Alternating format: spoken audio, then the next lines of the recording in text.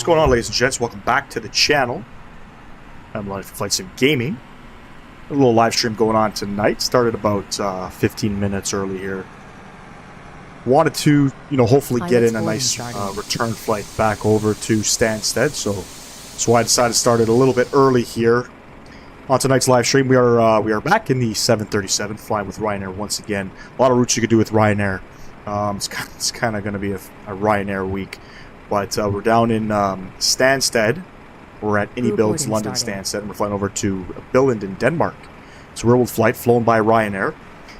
Not really a route that you see too often here in the flight sim community, but the actual scenery down in Billund is actually pretty nice. It's done by Sim Nord, and they got a couple different sceneries available by them now. I believe their products are now available on Sim Market, but they weren't before. So the scenery that I actually have is it's from the marketplace in Microsoft Flight Simulator. So, but yeah, the flight time is about an hour and 8 minutes long.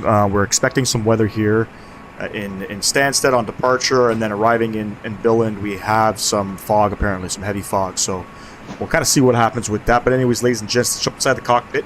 And I already got GSX doing GSX things. We'll get this aircraft, hopefully taken off in about 15 minutes time.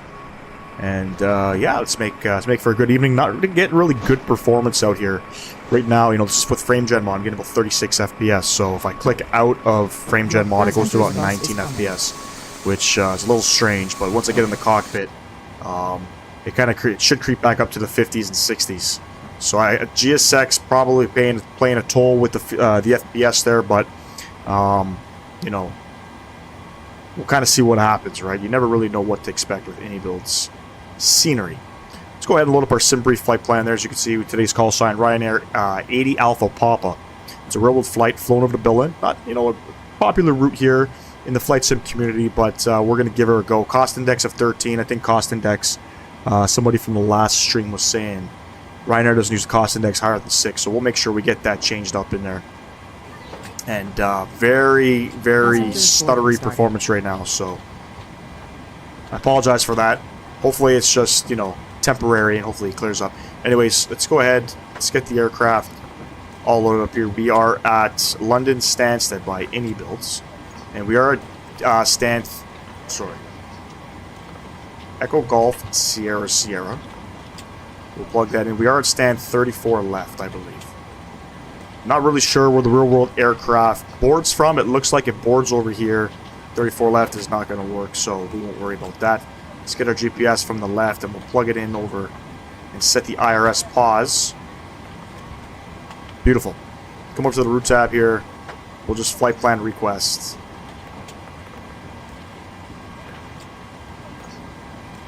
We'll load in our SimBrief flight plan here. We'll set our payload, set our fuel. We'll select our route. Good afternoon.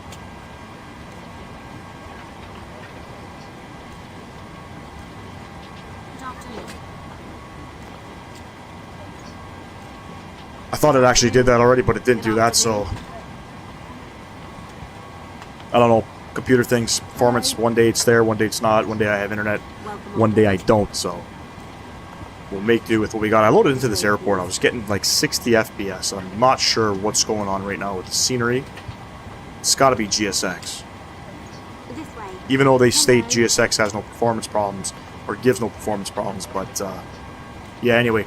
There's our route there. So like I said, we're going London Stansted over to Billund in Denmark. Got our flight number up there, Ryanair 80 Alpha Papa. Come over to the departure tab here.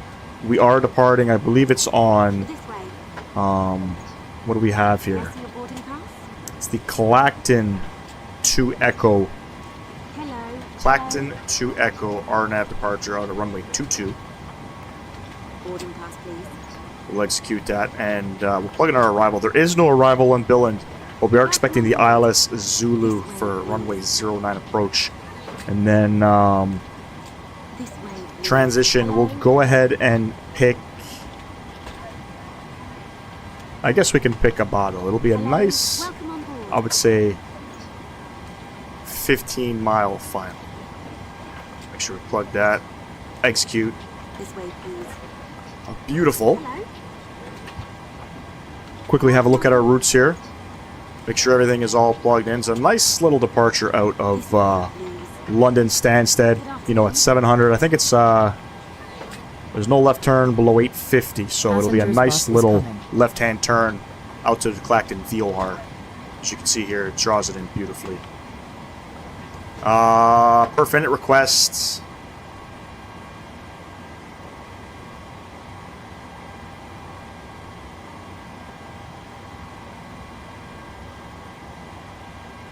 Perf init uplink, we'll go ahead and load that up. And we'll execute that. Beautiful. Cost index of 13. We're going to go ahead. We'll change it up. We're going to go, we'll go 5 on the cost index. We're cruising up to 37,000 feet. Initial altitude here by SimBrief is actually 35,000, so I'll change that up. Alt constraints. Passengers boarding starting. We don't need to worry about alt constraints. I'm not sure why it's not letting me change that right now. There we go. Come over to the N1 limit. Come over to the performance tool here. Runway 22 we're departing off of. Right now it's showing dry. It's actually, I believe Navigraph is showing rain. So the weather isn't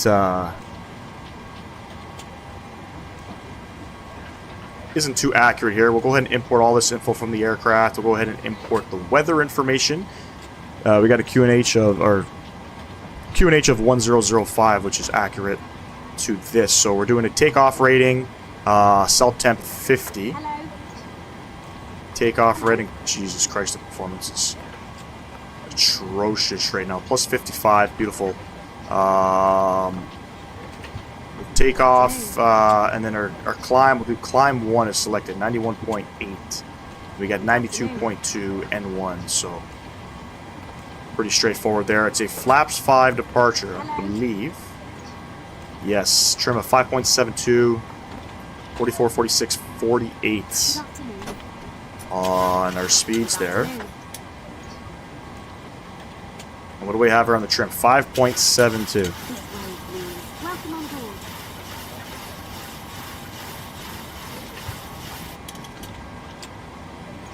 Hello. Hello. Hello. Hello.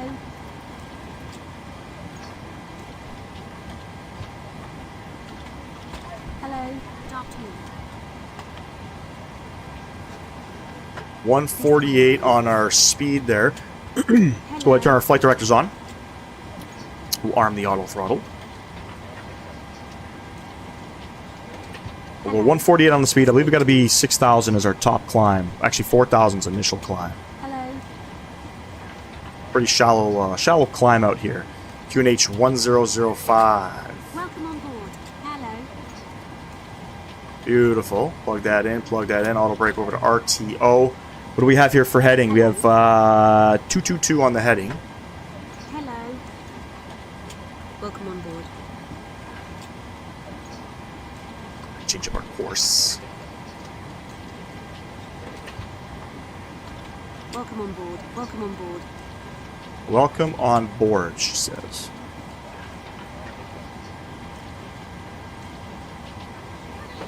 Passengers bus is coming.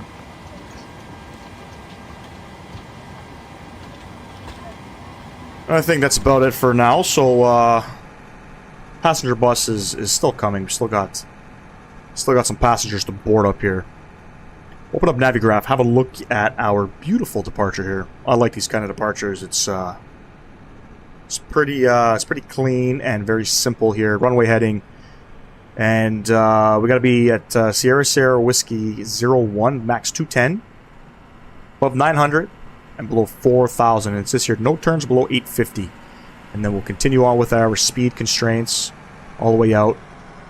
You know, probably about, I don't know, what is that, 15 miles from the airport. We're still going to be at flight level 6. Even past that, probably like 25 nautical miles out. We're still going to be at about 6,000 feet. So we'll adhere to the constraints. The winds right now are variable at 2. We've got broken clouds at 6 and 900 feet. It's overcast at 2,000.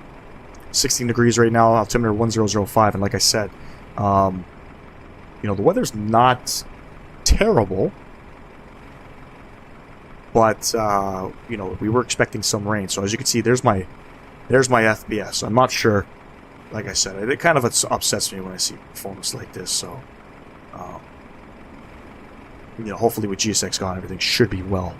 Now we had a viewer on our last live stream. He had mentioned something about having a look at Samos, going over to one of those Greek islands. There's a nice, cool approach going in.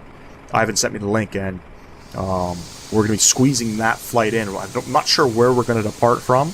There's some options. You know, we can go from, you know, if we're doing a return leg, we can go from Warsaw. Maybe we can go from, there's a place in Germany too. I think Dusseldorf, I believe, is where they depart from. But yeah, thanks, Ivan, for that. We're definitely going to be tuning into that. Probably not this weekend, but probably next weekend, or maybe we'll do like next Monday or something like that.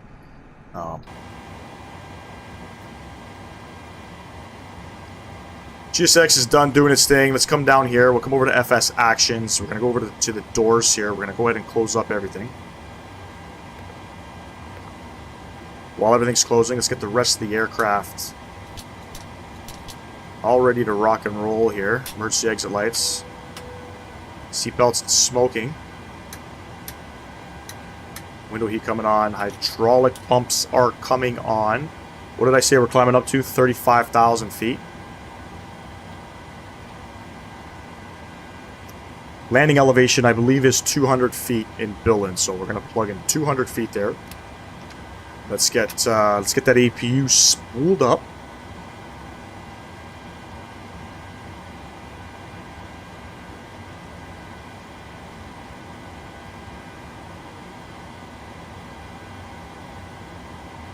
Be a nice little short taxi as well, ladies and gents. We're pretty close to runway 22 now that I'm looking at Navigraph, so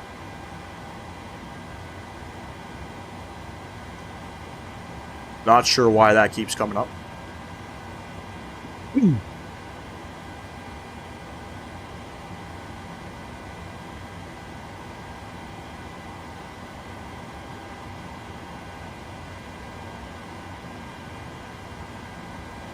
Wait for that that temperature to come down. We'll slam on those APU gens.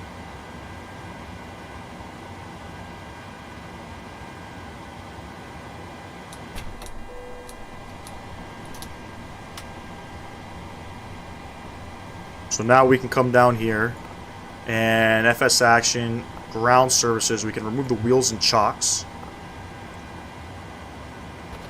And we should be able to call up GSX and get ourselves pushed out of here.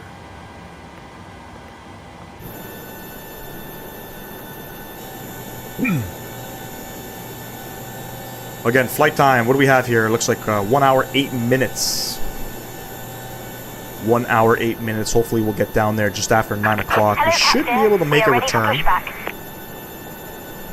Should be able to make a return. I don't got nothing too crazy going on at work at the moment, so I can stay up a little bit past my bedtime.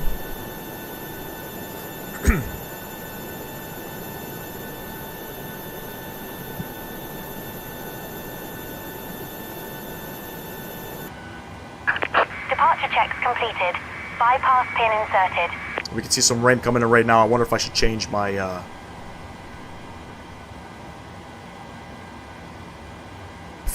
runway conditions. Should I do that, ladies and gents? Should I change my runway conditions?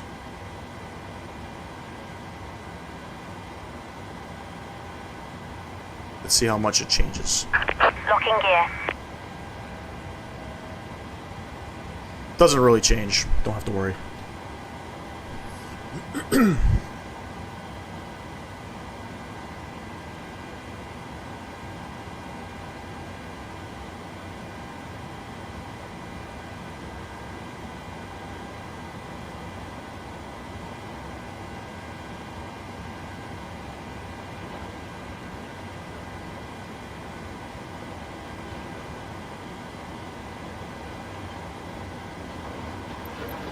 Always quick at a pushback. Let's have a look. Let's have a look.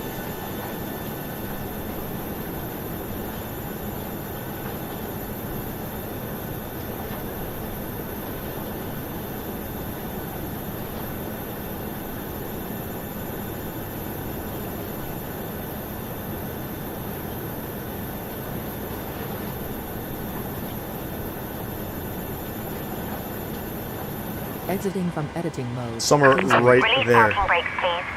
Parking brakes released. Commencing push. All engines clear. Start at will. Engine number 2 going over to the ground position, waiting for a 20% N2.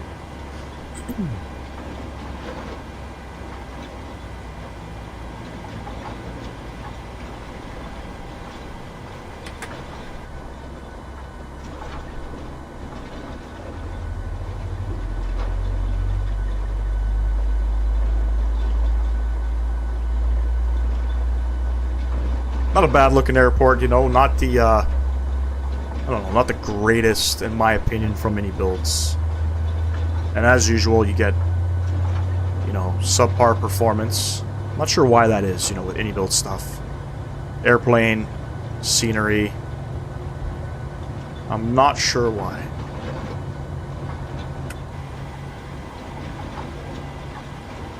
That's a good engine. Engine over number 1 going over to the ground position. Once again, waiting for a 20% N2.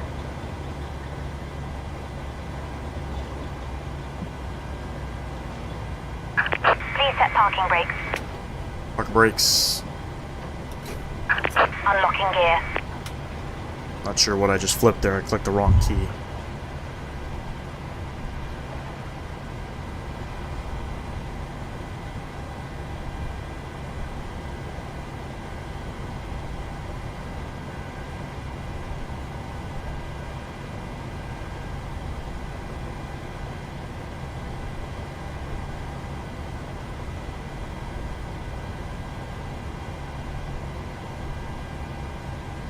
I believe I clearly clicked something with, oh, maybe I didn't hit that. I'm not sure what the hell happened there, but... Drawing a blank.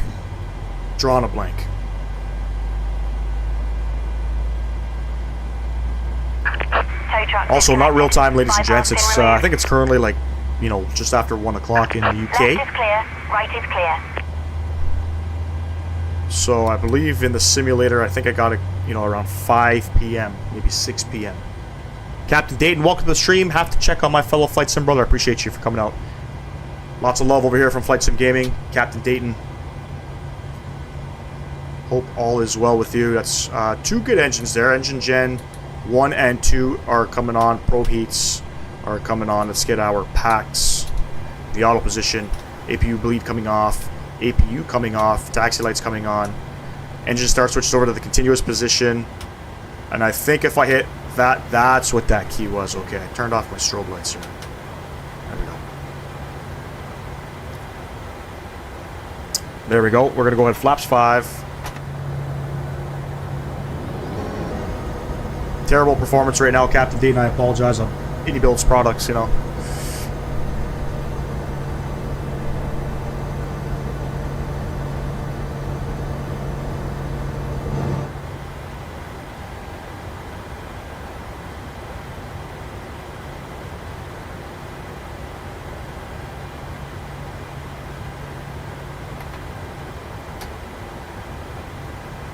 Nothing to see.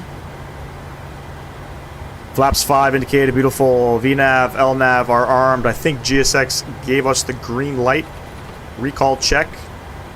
Recall check's good. We'll put up Navigraph for those Navigraph enthusiasts. Oh, look at that. We're going to go Bravo to Hotel. And then we're going to hold short. What is that? Romeo 1. Nice and straightforward. I am going to make a cinematic video of what? Of what, Captain Dayton? A flight sim video? Parking brake coming off.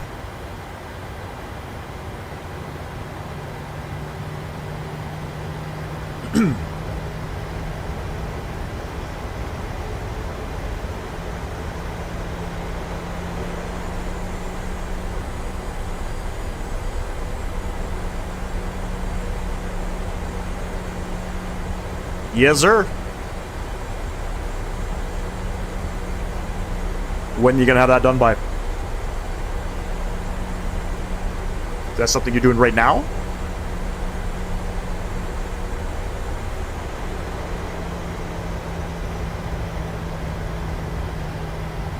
Might have to check that out. That's why Tran's out down here. I think it's 6,000 feet, right? 6,000 feet on the trans. Michael Foley, welcome to the live stream. Appreciate you coming out. Mr. Golfer. I have to set up everything, then yeah, I will. Very nice. Set that up. Get that out there. If you want to share it to the channel, by all means. Actually, you know what? Somebody tried to share a link, and I don't think I have that option enabled, so I'll have to see. Maybe I'll get that going in the next stream. I don't mind people sharing links. Eugene, welcome to the live stream. Appreciate you coming out. Hello.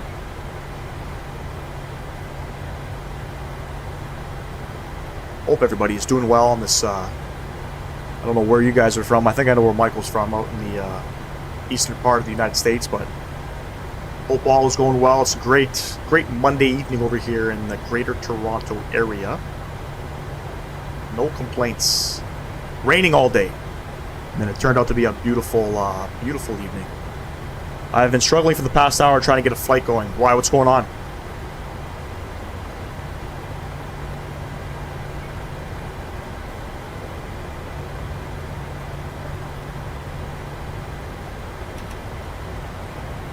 Trying to plan a flight? You trying to look for a flight? What are you trying to do there?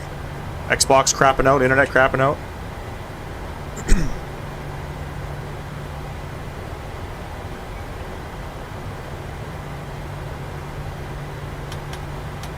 Go ahead, get all of our lights on. Let's get lit up, and lit up.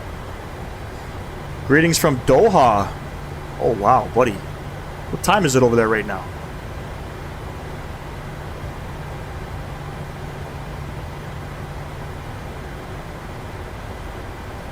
.737 and the standby battery switch is just closed. Can't turn the plane on at all. You know what, Michael? I've noticed spawning into the 737 since the last update. My yoke will be turned all the way like this, like almost at a 90-degree angle, and I can't turn any of the switches on. And if I restart the flight, everything comes back alive. 3 a.m. in Doha. That's crazy. I appreciate you coming on, my man.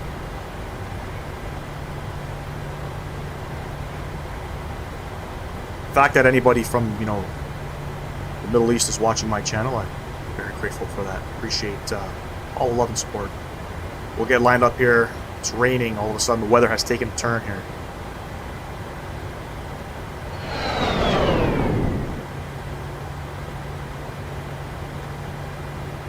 Can't see the damn thing. Can't see the damn thing. Chrono coming on. Is this the right one? I don't know which one to turn on here.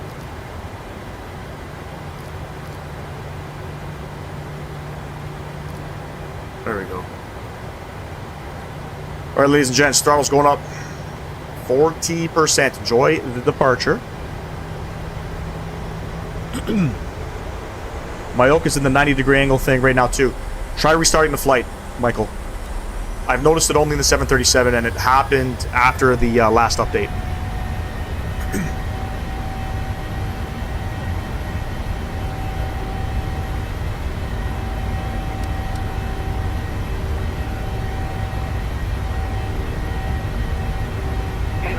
Checked. The winds are variable at 2 knots right now, so it should be a nice standard departure.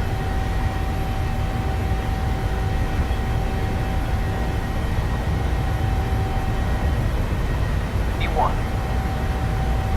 Rotate.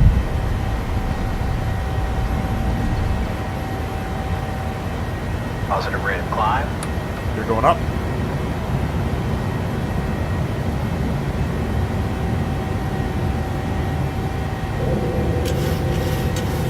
Pitch up about 20 degrees. Nothing to see outside, ladies and gents.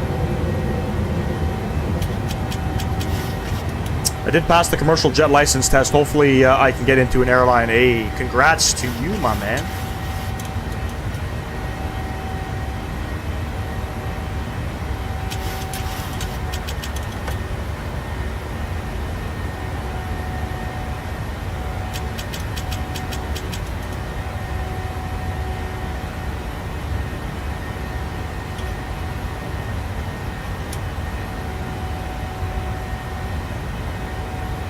Autopilot coming on.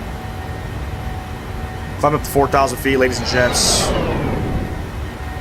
No, that's some good news there, Captain Dayton. Congrats, buddy.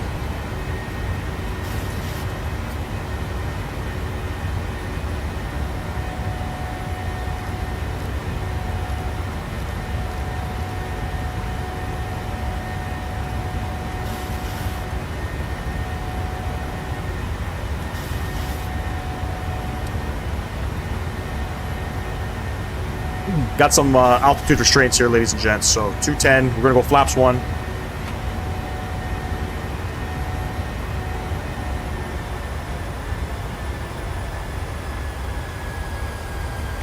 And we'll go up.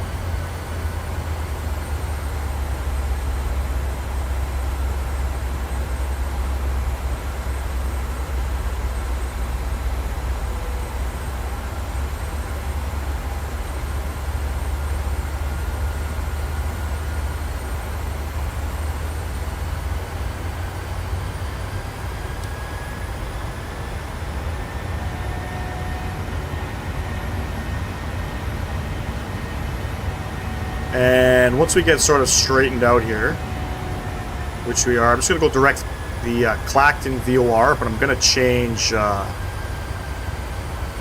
going to get climbing out here. We don't want to sit at 4,000 feet. What did I say we're climbing up to? Flight level 350.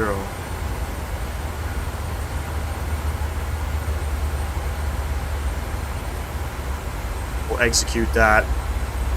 We'll get her going again. And we'll then make sure we re-enable the VNav here.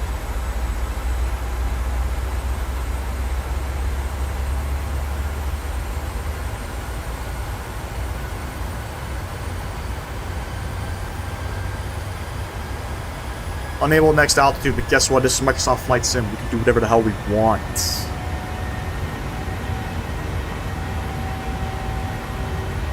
Nice little break out there. I kind of ruined it for everybody.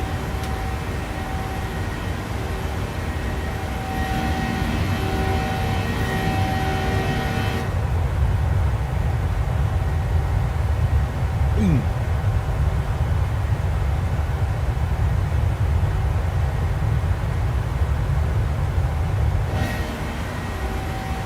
6,000 feet, standard pressure is set. Let's go ahead and we'll spin back the heading bug here, 086 on the heading.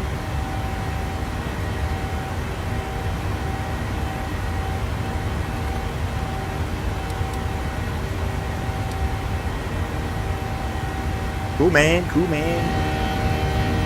Crappy weather out here at the moment. Those clouds are crazy there, I know, man. It's really gnarly at the moment, especially like whatever the hell this thing is over here. Fuck me.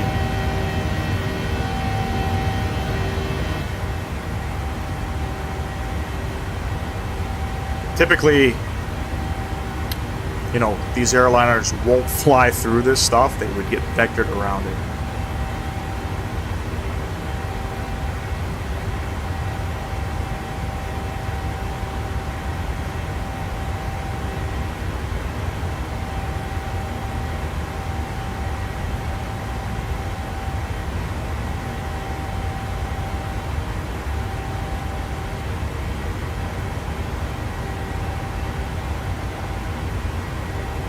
$10,000 feet, landing lights coming on, engine start switches are coming off, wing lights coming off, and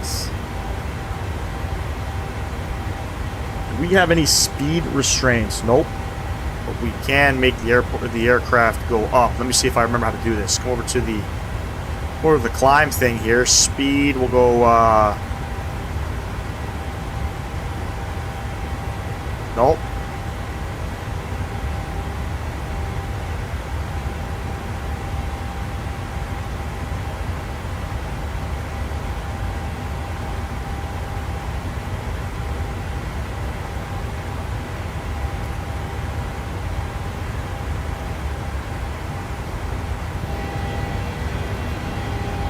Hello, Cap. Can you explain what heading means? Yes. So the heading is the direction of which the nose of the aircraft is pointing. So if you look at a compass, you got north, south, east, and west, and there's headings on there. Basically,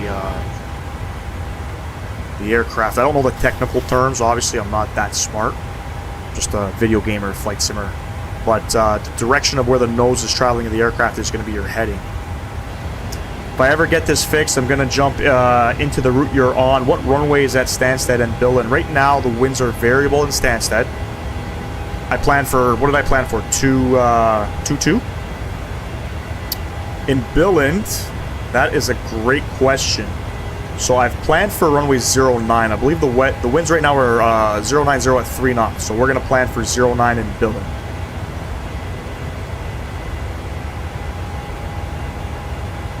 There we go, Captain Dayton. Captain Dayton's a professional pilot, by the way, ladies and gents. By all means, sorry to put that on you, Captain Dayton, but you can, you know what you're talking about. I have no idea. What does he say here? Heading is probably the most confusing term out of all of these because it can most easily be used in conversation to replace track, bearing, or course. By definition, all the heading is actually just the direction that the nose is pointed. This does not factor for wind or the actual movement of the airplane across the ground. That is true. Sometimes the based on the winds, the airplanes might be crabbing. And now, the nose is not, you could be tracking, let's say heading 090, but the plane's nose is pointed, in a different direction. So appreciate you dropping that definition there, Captain Dayton. Got some smart people in the community, man, I'm telling you.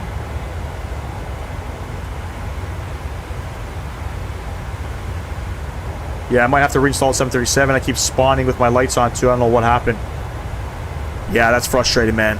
I'm not getting all of that. So, like, with what's happening with me, I can just restart my flight. I just, hit escape or the pause button on your controller and hit restart flight. And after the first time, but it happens every single time I jump in this aircraft. It never did that before. Anytime, Eugene. Thanks for the question too, Eugene.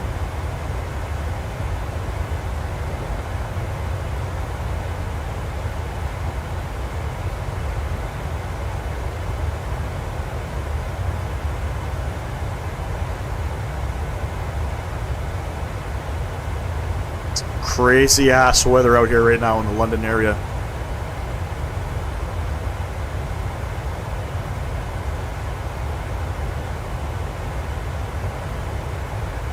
Yeah, I used to be able to do that every time it happened, and now I've restarted my router of the game a million times, and still nothing works.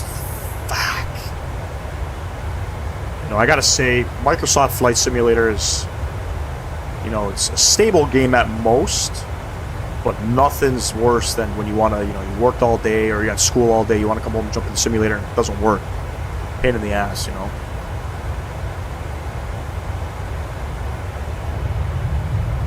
I feel you on that one, brother. I feel you on that one.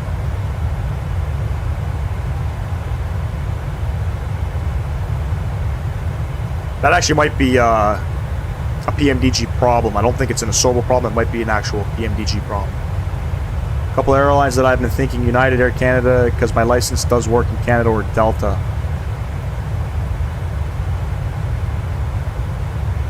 Hey man, just put out those resumes, buddy. Put out those resumes. Whatever you need to do, go for it. I'll tell you this though, Air Canada, out of the airlines that you've mentioned, Air Canada pays the worst. Believe it or not. A captain at Air Canada will make probably $150K a year, Canadian dollars. A captain, I know a captain for JetBlue. He's like up there and some in US dollars. Some captains in the United States too can make upwards of $1 million. But you're not going to get that in Canada. Forgot to tell you, I did that Dominica approach a couple times since we last talked. So freaking fun, buddy.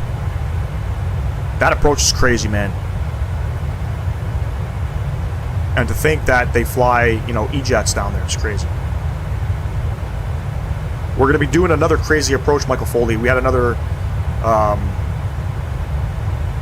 channel member, subscriber. His name's Ivan, one of the goats on the channel. He recommended Greek island called Samos. He actually sent me a link to, I believe it was Eurowings actually flew an A319 in there. And there's no charts for it. You have to literally use land markings to draw on your approach.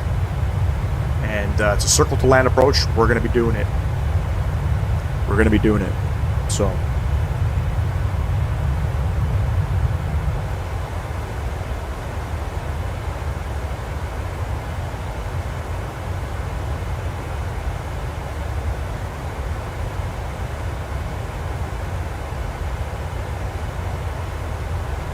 Yeah, I've heard that's nuts. Looking forward to it. Yeah, man. I want to do it in the A320, not in the 737.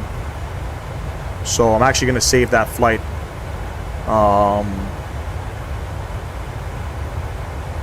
I want to kind of schedule it in this weekend.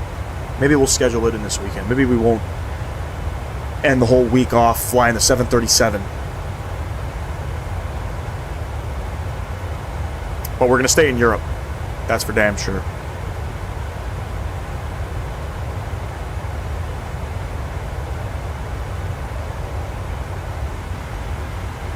What are we doing here? Passing 25,000 feet.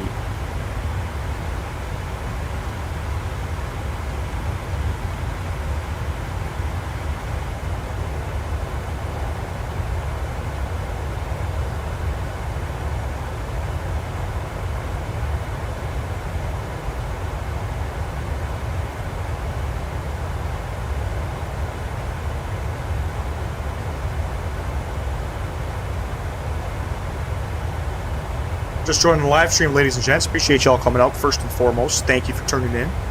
Always get some unique viewers tuning in anytime I'm live streaming. We're doing a flight over from London Stansted over to Billund. Not a route you typically see flown a lot, but you know, some good scenery out there in Denmark as well. United captains make 312 per year, and that's USD. Keep that in mind. Keep that in mind. So I have a customer, so I am a mechanic.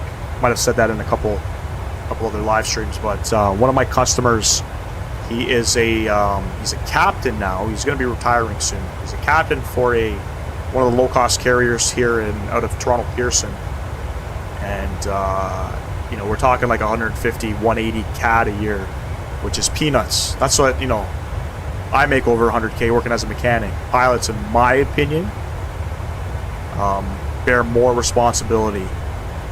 Probably, I mean, mechanics bear some responsibility as well. People can die, you know what I mean?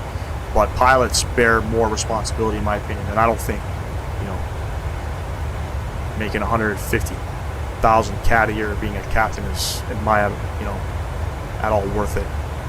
Air Canada Jazz is hiring first officers to fly their CRJs for about $50,000 CAD a year. It's a 4-year contract, but they claim it to be the gateway to get into Air Canada. They're actually looking to bring on people with zero flying experience. Kind of piqued my interest, but when I figured out the cost, like, they're willing to give you a grant to pay for all the licensing, right? It's like $130,000. But crazy to think that after all of that, you're making $50K a year. So my suggestion, Captain Dayton, definitely American Airlines for sure.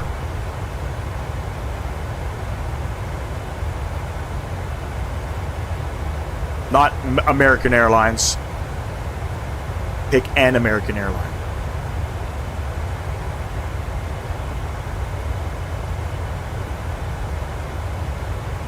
Or I guess, you know, whatever option comes first, most importantly, right? You want to be up in the air flying. Anyways, ladies and gents, I'm just gonna go grab a drink. It's literally right over there. Be back in 2 seconds.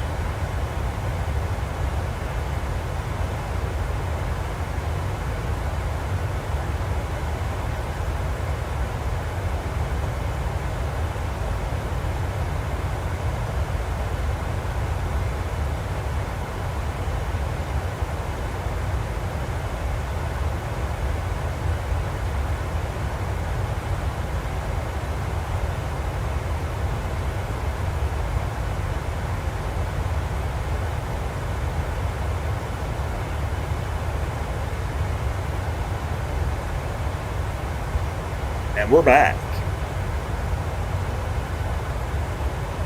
You know, this flight being about an hour long, we should, on the way back, get a pretty decent sunset arrival in here. Should be a pretty decent sunset arrival. Still climbing, 5,000 more feet to go.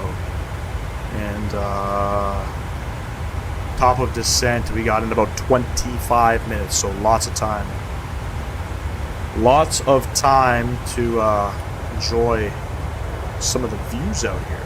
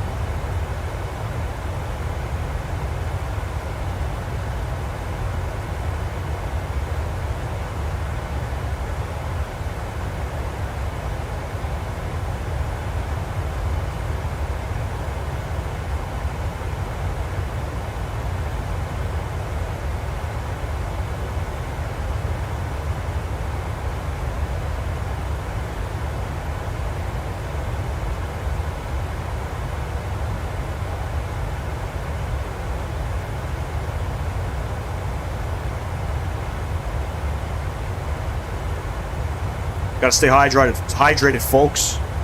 It's a pretty muggy summer. Gotta stay hydrated. 50K per year is a rip-off. I know it's CAD, but man, you pay 150 for the license just for 50K per year. But they gotta do better. Buddy, I know, man. That's... I don't know where they come up with these numbers. Anyway, that's what I was told, right? So actually, you know, Jazz Aviation put out an ad, I think it was last year, in regards to this program that they were doing, this fast track to getting your pilot's license. And just from, you know, what I've heard in the industry, that's sort of what they start you at. I got a friend that I haven't seen him in a while. It's been a couple of years, but he's flying with Jazz right now. If I ever link up with him again, I'm going to ask him, what do they start off their first officers? But I know it's a 4-year deal. It's a 4-year contract. You might be there forever. Who knows, right? But if you're crunching the numbers, I mean, my service manager's his cousin is flying for JetBlue, and he was, you know, he was based in Florida, and at the time he was possibly looking to fly for Air Canada. He was in awe of the salaries for a first officer or captain here. So I believe base pay in the U.S. as a first officer, you know, getting into the right seat, it starts at like 80K USD.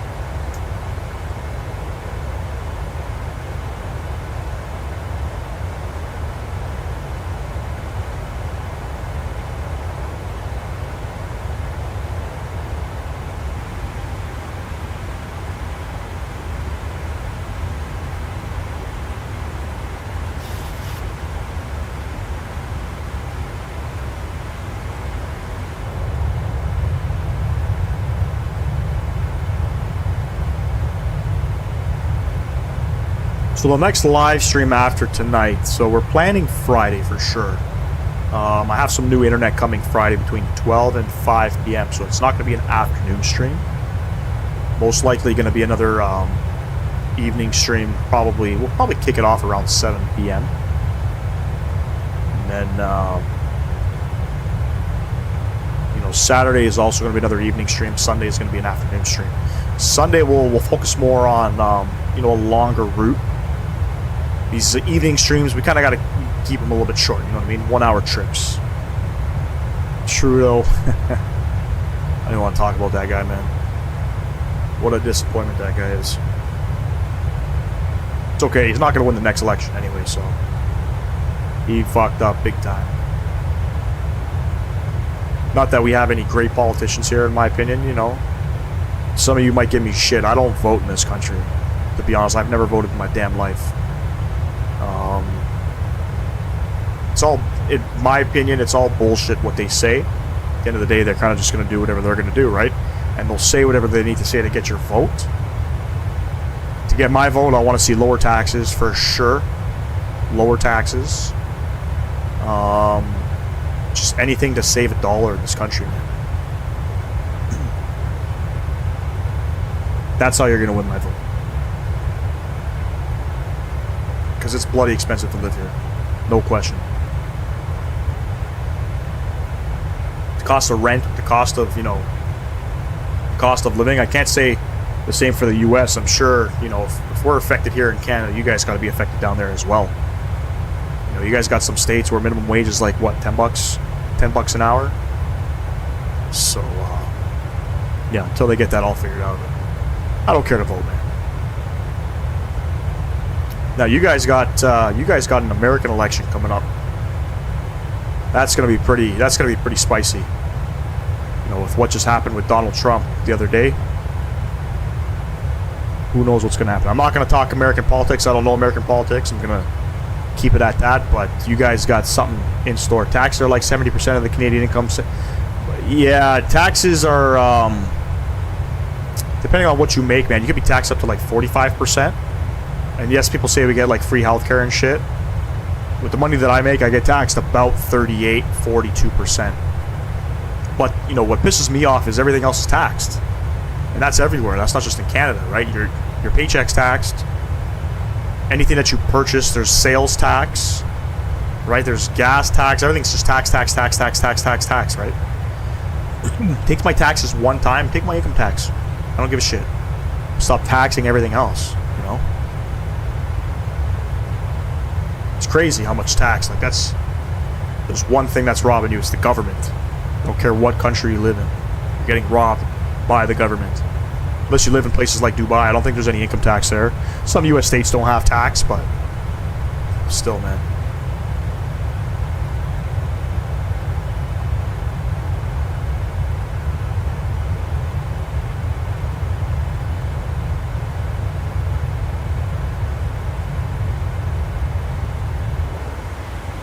See what the aircraft is doing here. Everything's doing. Top of drop. If you do the math, 16 minutes. We still got some time. What is that? 125 miles. Let's see what Billund is up to. The winds are 070 at 2 knots. Okay. Tune back in at cruise. Anytime, brother, anytime. Thank you for coming out. We'll be here. I mean, we're already at cruise. Maybe you mean like descent?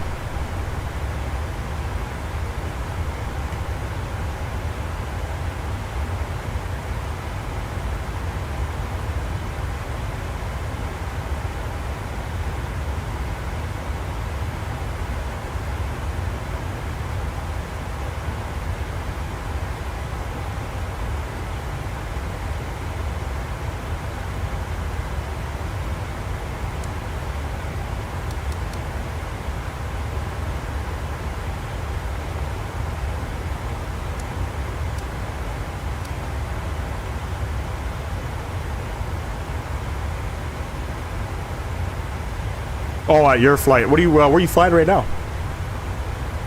If you don't mind me asking before you go.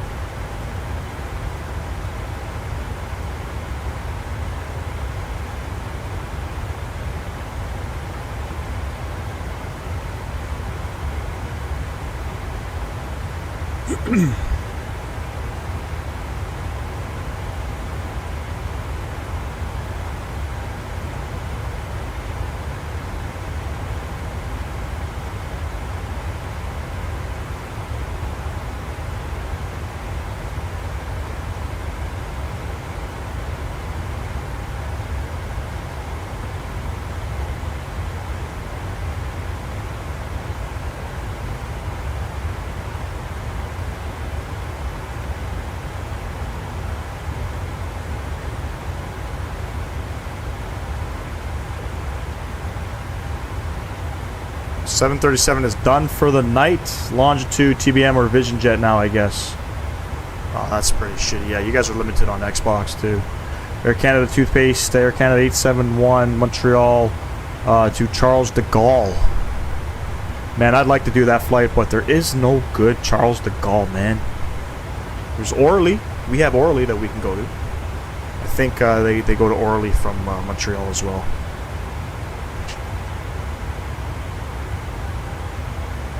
Michael Foley, you got CRJs in the marketplace there on Xbox? And if so, are you into flying some RJs or no?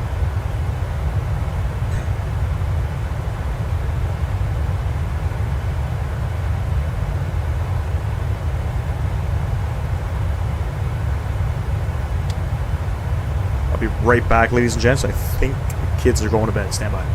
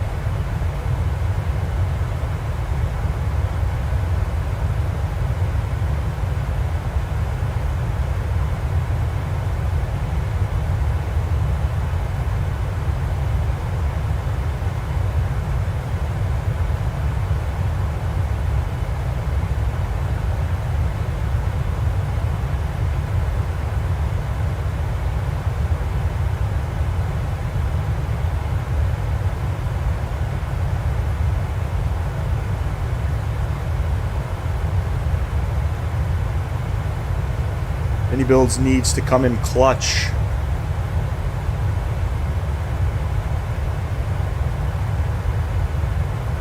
With Charles de Gaulle.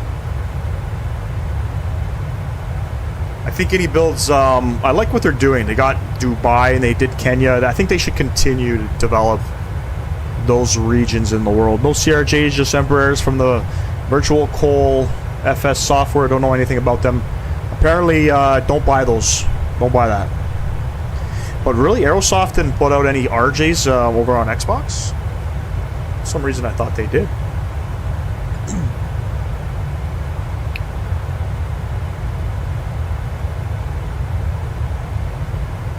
Yeah, I like what iniBuilds is doing with touching up on certain airports. iniBuilds should do a Charles de Gaulle for sure. Performance would probably be atrocious, but yeah, man. As long as they can figure out what's going on with the performance, because you got some scenery that's like really good in performance. You know what I mean? And then you have iniBuild stuff. It's just not. It's like poorly optimized. Do some jazz ops, man. I've done a couple jazz ops. I got on the channel there. I got some RJ ops. I got some E175 ops. Always love flying Air Canada jazz, man. I get a little stale flying in Canada. You know what I mean? Get a little stale with it, but you said you're not a huge fan of LVFR planes, right? I've never purchased one. I'm not a huge fan of them in general, to be honest with you. But I had mentioned A330 driver. He loves the A321 by LVFR with a, what's the mod you can get on PC? I forget the mod. There's a mod with it that like makes it like a million times better. So not too crazy with Latin VFR, unfortunately. Just wasn't impressed. They don't update anything either. You know what I mean? They just put out a product, and I don't like when developers do that, especially when you're charging. They're charging like Fly Tampa pricing, flight beam pricing. They don't want to update their stuff. 80 miles out. Horizon Sim, that's it, Captain Dayton. The Horizon Sim mod with the Latin VFR. I almost purchased the A321 too by Latin VFR. And Captain Canada just pretty much, you know, said everything he needed to say about Latin VFR, and he's not wrong at all. Yeah, I was looking at the A330. Maybe what option do you have for A330 for Xbox? Probably. Oh, Latin VFR has the A330, right? Yeah. Shit. Yeah, man. I mean, again, you're limited on Xbox, right? So you itch to get that stuff. That's like their market. They go after you guys on Xbox. The Latin VFR A320 for Xbox doesn't have Navigraph implemented, and it drives me crazy. So if they don't have Navigraph implemented in the A320, do you think that they're going to have it implemented in anything else? They might, I guess, right?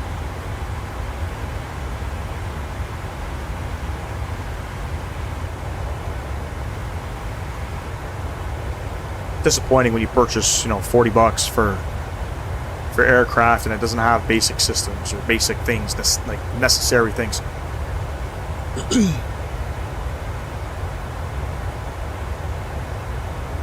Does it have nav data at least implemented in the aircraft? Like maybe just the Sobo's nav data? And I believe there's an A340 out now too. I heard some great wonders about that. Yeah, it says for the A330 and A340 descriptions. Got you.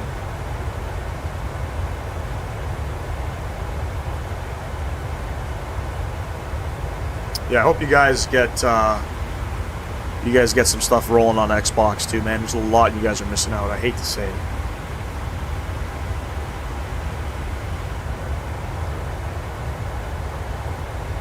So there is no arrival coming into Billund, unfortunately. So we're going to be descending via the flight plan. Basically, we're going to hit up Gilba. I think Gilba or Gelba is going to be where we're going to get ourselves on final here. But I got to have a look at something in the aircraft because I think I effed up here. Adabo and Gelba, so no, we're not gonna do.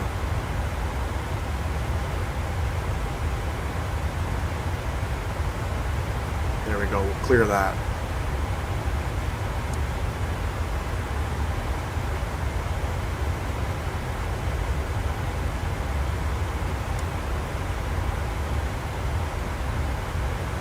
That looks better. You can see the weather coming in. The weather right now in Billund, the winds are 070 at 2 knots, broken clouds at 19,000, so it's not foggy like it said on departure. I had read the weather information in Billund, it was foggy, so glad to hear that it's not. And hopefully this time I won't forget my my landing in it stuff. Fuck.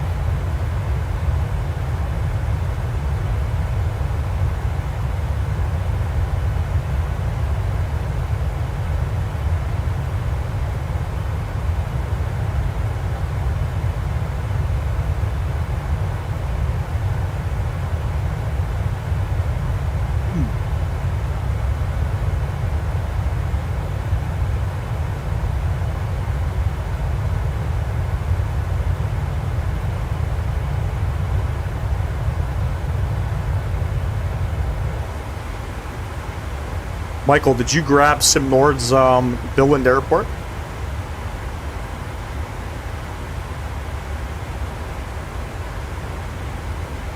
They got some really good scenery. It's not like doesn't have the wow factor, but it's like good scenery. It's better than I would compare Simnord's scenery almost to like a flight sim studio. What do we got? 40 miles, top of descent here. 40 miles. What are we going down to, ladies and gents? I think it's 2,000 feet. Yeah, 3,000 feet.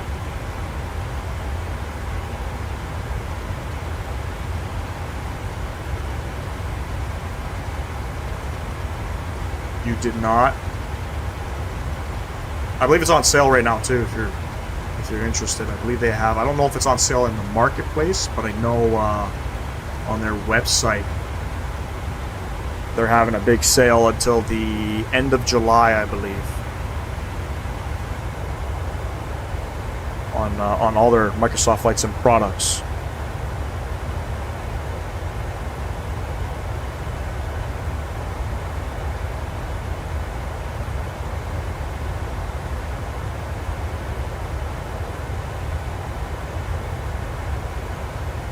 Having the worst brain block on where to fly now. Again, my worst problem with this game. Yeah, man, that's sort of the thing. I just go on Flight Radar. I kind of pick an airport. So for me personally, you know, you see what the community's flying. Captain Canada flies a lot of, you know, he'll fly a lot of West Coast flights, routes, things like that. You know, Chewy does, you know, the same pretty much. Does a lot of European stuff. A lot of it can be repetitive. I like to just pick something like, for example, we didn't fly out of Heathrow, you know what I mean? We flew out of Stansted, so I like to fly to like smaller airports. I'll kind of decide, you know, I guess what's a popular destination from that airport and then go from there. Billund is not a popular destination out of Stansted by any means. I believe Dublin is. I will be back half to 10 to my twins. I'll be right back. Captain Dayton, take your time, my man. I just set mine up to bed as well.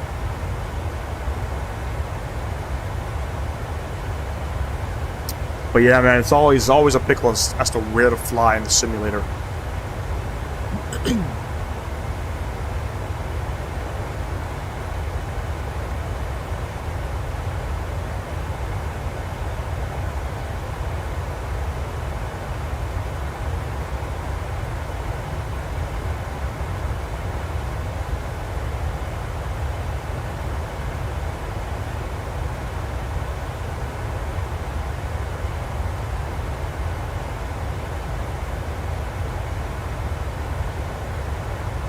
Should be coming up on top of descent any moment now. What do we have here? 18 miles till top of descent.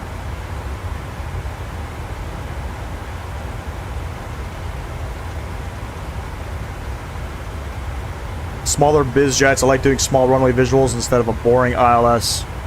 I respect that, man. I respect that a lot. Flying to more, I guess, what would they call them? Executive airports.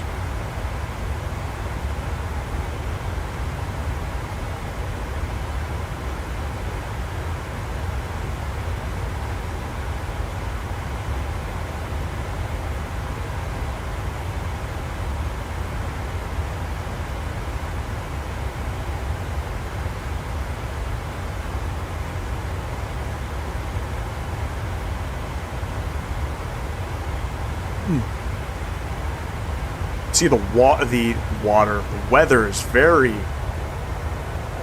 it's like hazy-ish, super cloudy out here.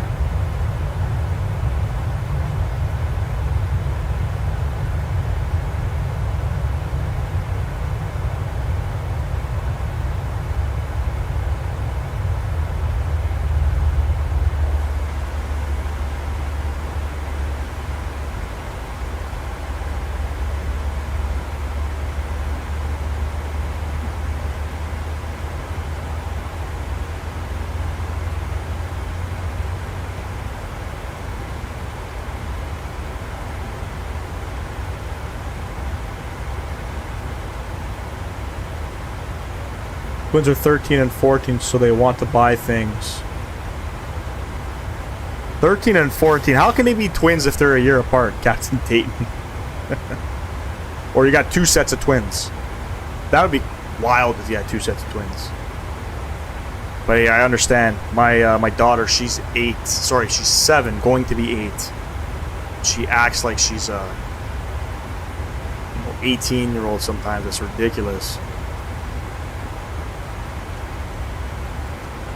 There we go, top of descent. Let's go ahead and set the aircraft up. Final approach course 084.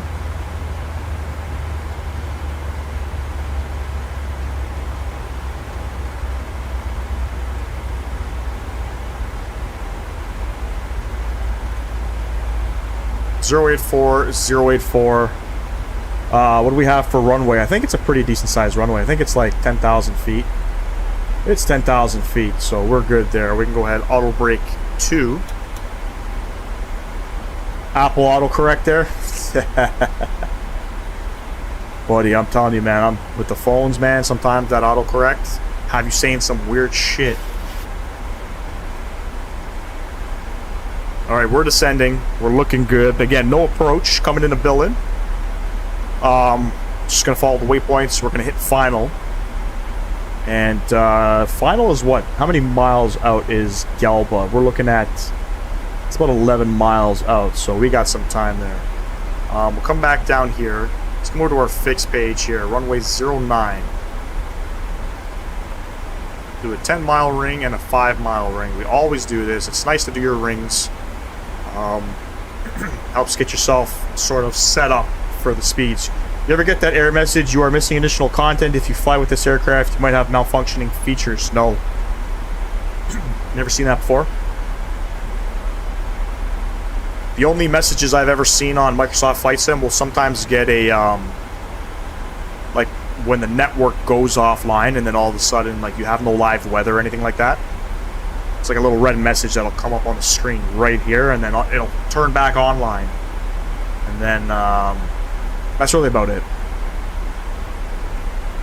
Nothing wild like that. Sounds like you're having a rough night over there, Mr. Foley.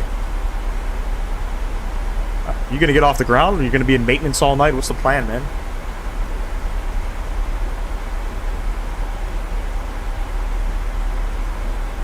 That's what I keep getting with the 737. Ooh, you are missing additional content. It's almost like the 737 file's corrupt or something. Let's hop on the forums here. Let's see. Let's see if PMDG is having some 737 issues on the Xbox platform. Let's see what they got here.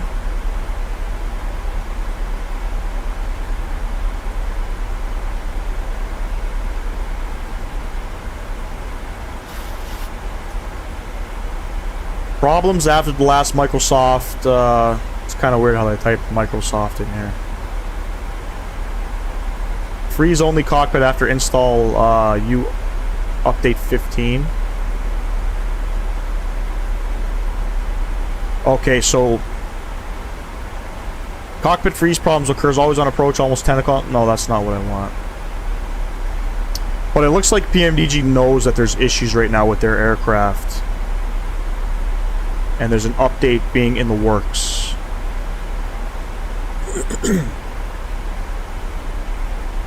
On Saturday, I installed Microsoft's latest updates. Now I cannot turn on my battery, emergency lights, or ground power. In fact, the battery switch is showing even though the cover is closed.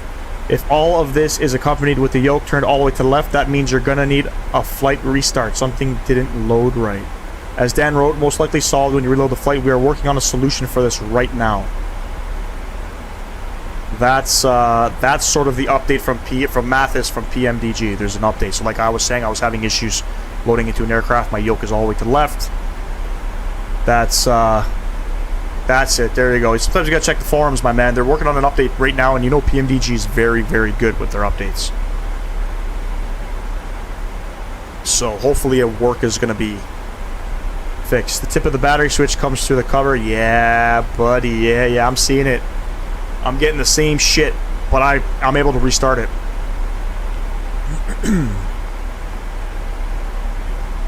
Yeah, you're going to be in maintenance probably for the next couple days. Hopefully they put out an update ASAP. They're not like, you know, Phoenix or, you know, not that Phoenix has many issues, but they're very active in their forums, right? They have such a big community. I respect that by PMDG. They have a very big community, and they respect, you know, they understand that things are going to happen with, not with everybody, but with some people, and they get shit fixed.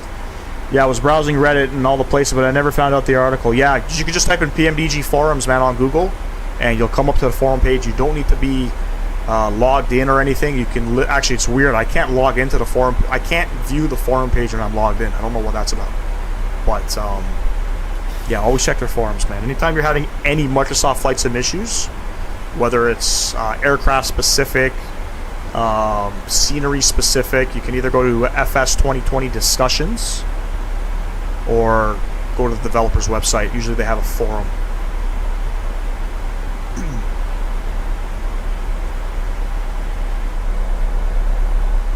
So yeah, it sucks, man. You're gonna be in maintenance for the next little while. But it's okay. You got quite the fleet there. You're talking about the TBM. Got some biz jets there, you know. Got some good alternatives. Not a 737. Which 737 do you have? Is it the 700, 800, 900, 600? Do you have them all like I do? Are you a nerd? I don't have the 600. Got everything else though.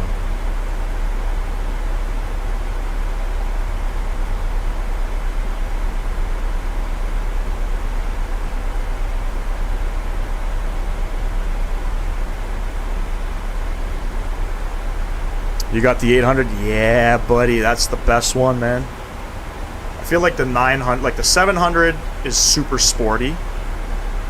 The 800 is nice.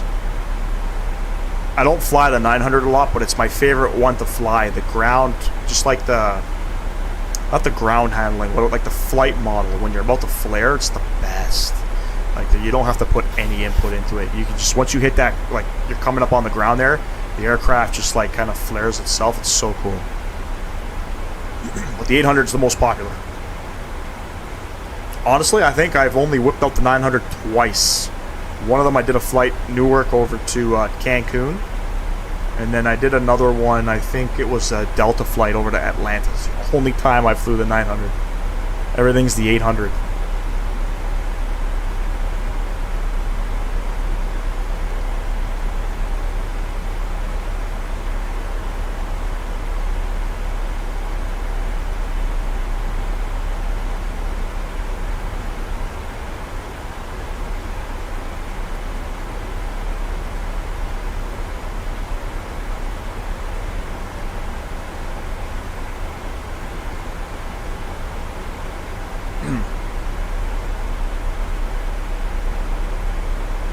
A lot of clouds out here.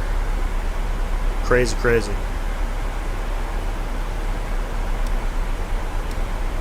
Still got a ways to go here. It looks like probably another 80 miles. I think I'm gonna accompany you on the return leg in the longitude. I think you should, my man.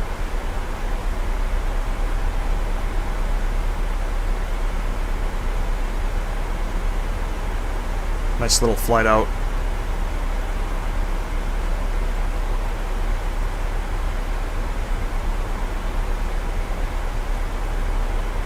What do we have for charts on a departure? Oh, there's lots of departures coming out of Billund too.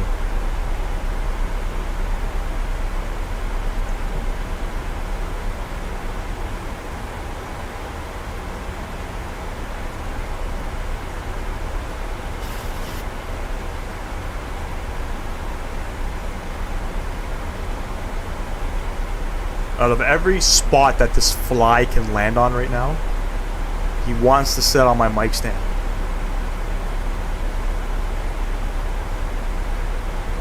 Crazy. What I realize about your accent is that you do not use the A like all of the other Canadians.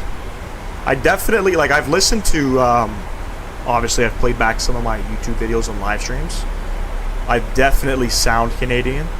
I have that accent when I say certain words. But, yeah, I don't really use A lot. I'm not like, I don't know, super Canadian. Or I'm from Toronto, right? So Toronto, I don't know if you guys are seeing those TikToks and those Instagram reels of how Toronto mans talk. It's not how we talk in Toronto. We don't talk like, hey, Crody, hey, Crody. We don't talk like that in Toronto, man. That's just some young kids just talking nonsense. But yeah, there's definitely some words that you can hear the Canadian accent.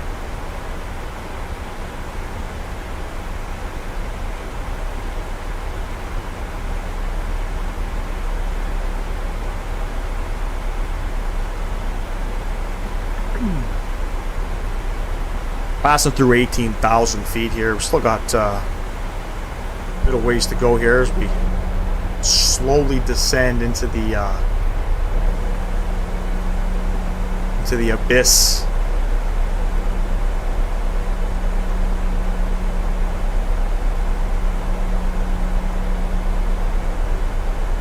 Not gonna lie, that fly's gonna drive me crazy.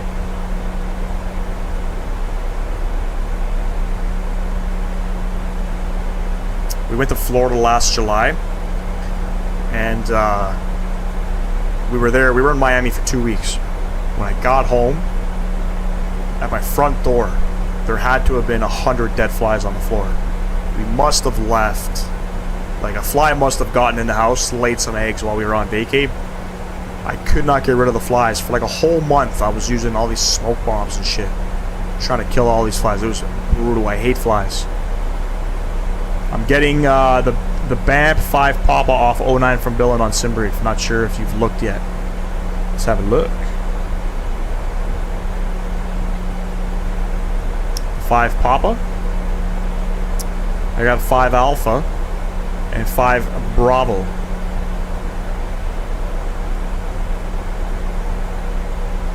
Esther, welcome to the live stream. Appreciate you coming out. BAMP 5 Papa. Out of Billund. I don't have any 5 Papas. I got 6 Alphas and Bravos. I got 4 Alphas, 5 Alphas and Bravos, 4 Bravos, 2 Alphas, 2 Bravos. Weird. Must be the Bampy 5 Alpha.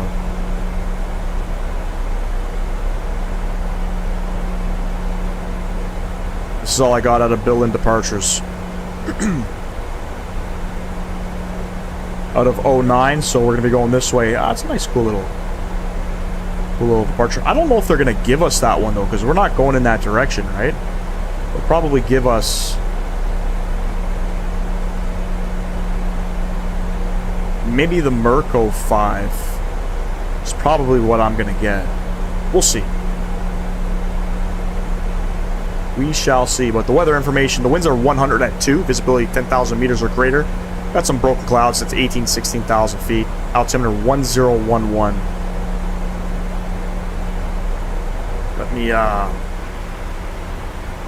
Let me plug that in here. 1011. Ah, we're still looking good. 5 Bravo, yes. Yeah, we'll see. I'll do whatever you do. I mean, I'm sure if you're, planning sim brief, my sim brief flight plans should be probably the same, right? Or maybe it's different depending on the aircraft. I don't know. 14,000 feet. We got some mainland coming in off the coast of Denmark. Right? Is it Denmark? Yeah, it is. Copenhagen is out here somewhere.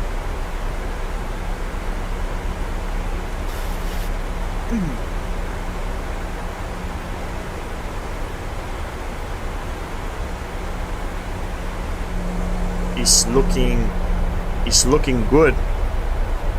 Ladies and gents, if you're just tuning into the live stream, I appreciate y'all coming out. We are on the descent into Billund, Denmark. Second busiest airport, I think, in Denmark. So probably within the next 10-15 minutes we should be on the ground. Then we're heading back out. Going back over to Stansted. Stansted, is that correct? Stansted, yeah.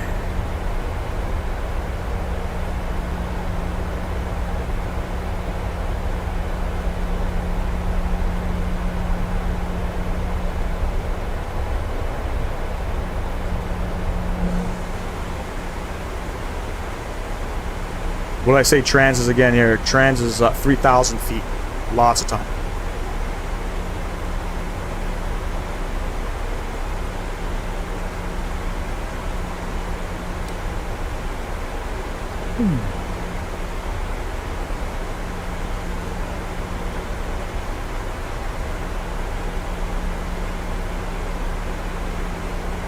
Get that speed back towards 210.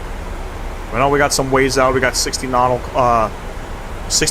to kill here. We got a nice 23 knot headwind, so it's going to be a little difficult to get the aircraft slowed up. But we're about 30 miles out, so I want to make sure we don't come in too fast. So 30 miles out from Galwood, so about 50 miles out. 10,000 feet coming up. We get our landing lights on. Let's get our wing lights on. Whip out the speed brakes. Let's get her slowed back.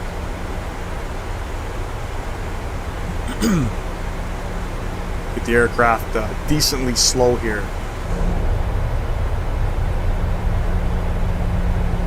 So we're coming off the coast of Denmark. A lot of winter ops you can do out here as well. Especially if you go to like the northern part of Norway and stuff. There's a lot of cool airports. Svalbard. I hope I'm not butchering that airport's name. But I tried to go up there. I think in the iniBuilds A320, and I couldn't get the flight plan. Like the approach wouldn't work. There we go. Through 10,000 feet. Let's get those speed brakes out.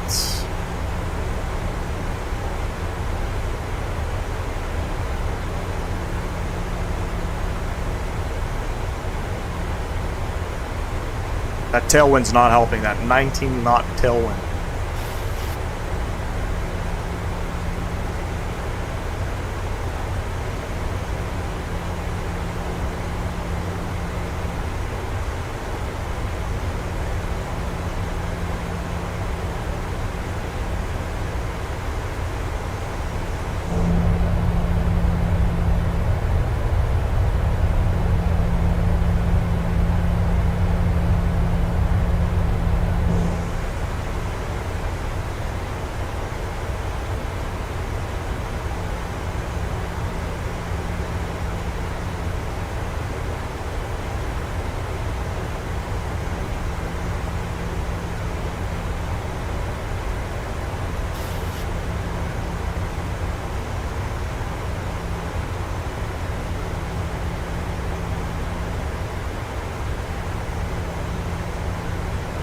Do 30 on the speed. Aircraft is slowly slowing down. Oh my god, look at the visuals coming in here. A lot of life out here on the coast. A lot of life. You see a lot of buildings. Very cool, ladies and gents.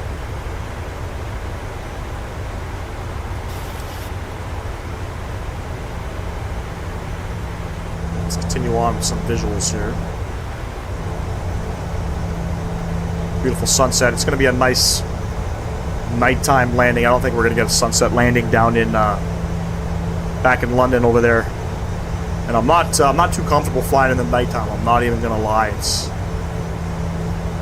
I'm not the best pilot in the nighttime. But at least we get a nice, beautiful approach coming in the building, right?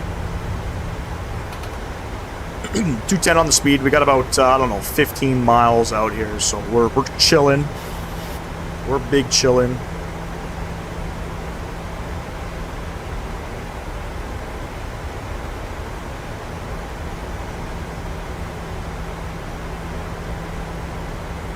(109.75). Let me see. 109.75. 109.75. Yeah, everything is all set and ready to go here.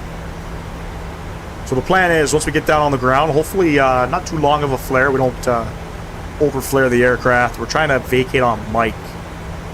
And looks like we're going to park at stand 29. Shit, I don't remember if I excluded third-party jetways on GSX or not. Last time I flew into Billund, I had static jetways, so hopefully I didn't F that up again. Guess we'll have to find out, right?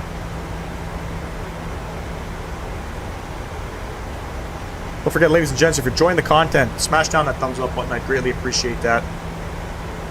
I'm not looking for a certain number of likes here, but if you are truly enjoying it, go ahead and do that.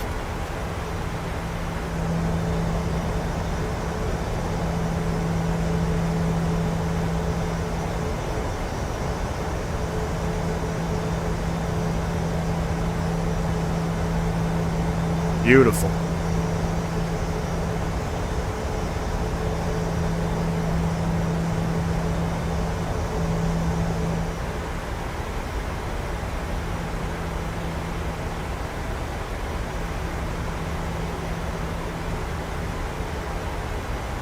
And there's glide coming in. I'm actually going to go ahead and arm the approach.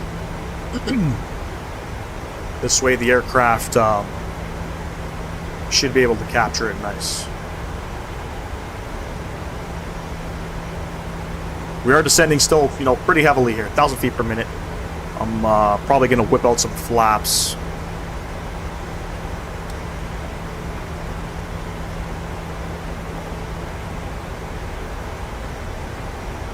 (149 plus 5).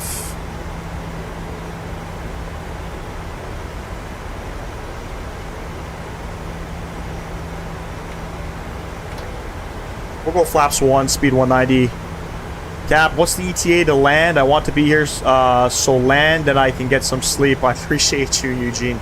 ETA to land, it's going to be like 2 minutes time. We're about 15 miles from the airport. Let's go ahead and arm those speed brakes. We're almost there, Eugene. Appreciate you staying up too.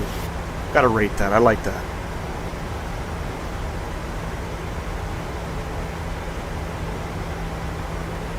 Airport is out there somewhere. I think right here.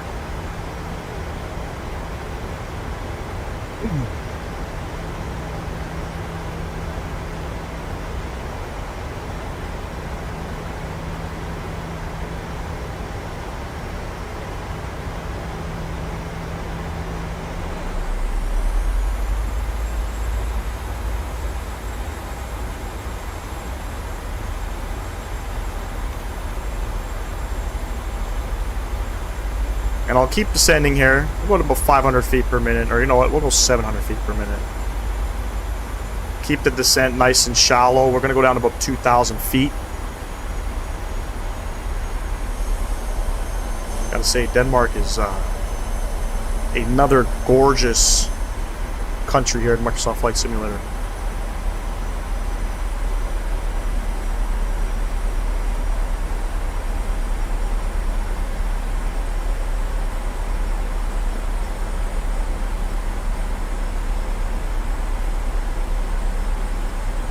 Start our turn. I'll go ahead and introduce flaps 5,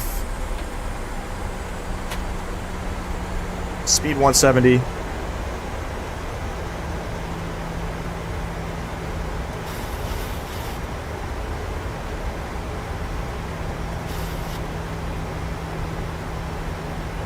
We're on final now, Eugene.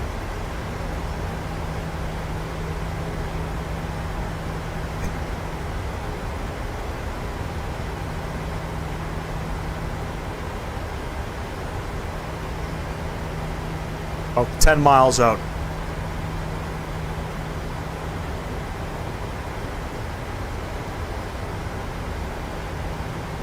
The aircraft is hunting for the ILS. Kind of weird.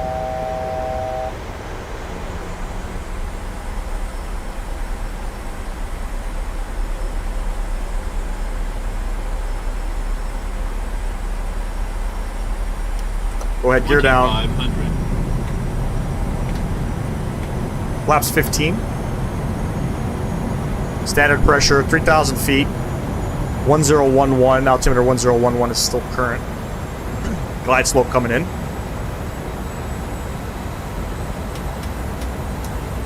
The rest of our lights on here. Engine start switches over to continuous. We are flaps 15. VREF, I think it was 149 plus 5. Let's double check. 149 plus 5. Beautiful. Flaps 25. And there's glide slope, ladies and gents. And flaps 30.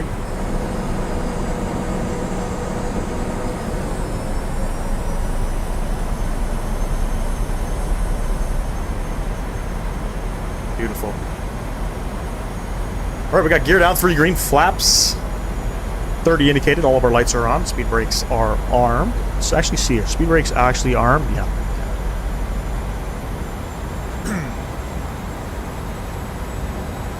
I've landed here once.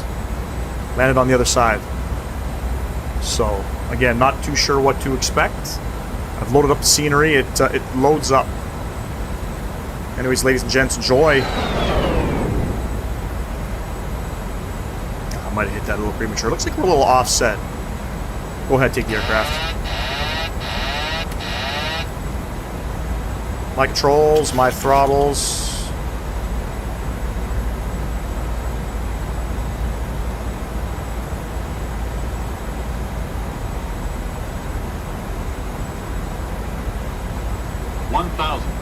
Checked.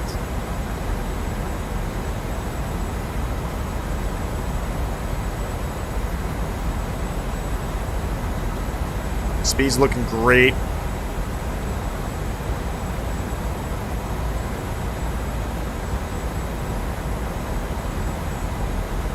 I feel like if I follow the flight directors, I feel like I'm not going to be centered. No, there we go. Flight directors are coming.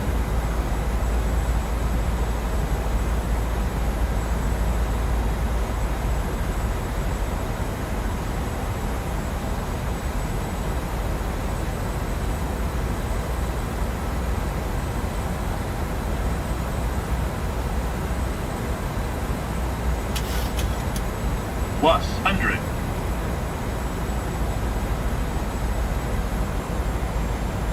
Minimums. Continue.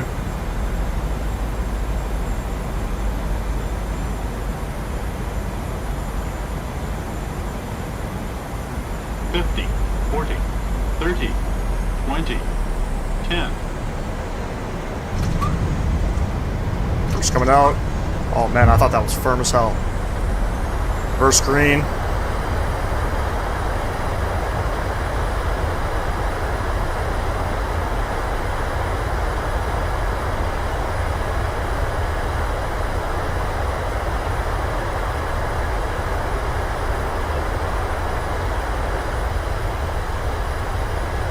Three knots. Manual braking.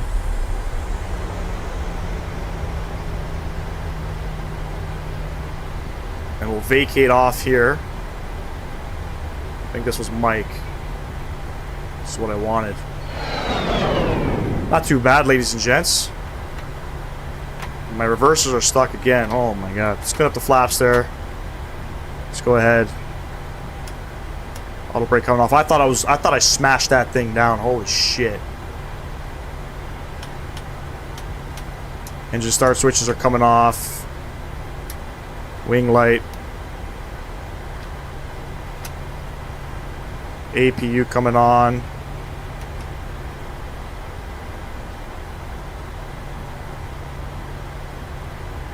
Greasy, Michael says. I appreciate that, man.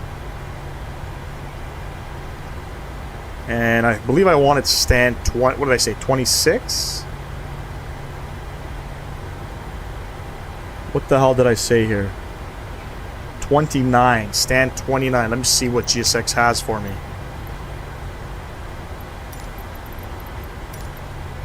Gate 29. Let's do it.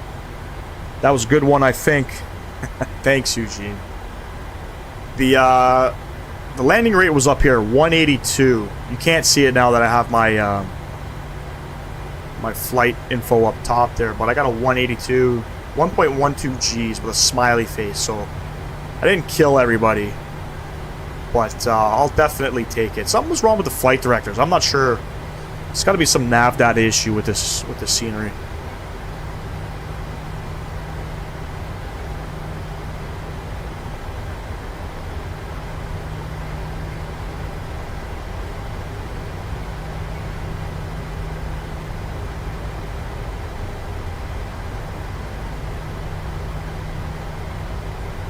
It's always interesting when you get to come to certain places or you get to see certain places that you don't normally see.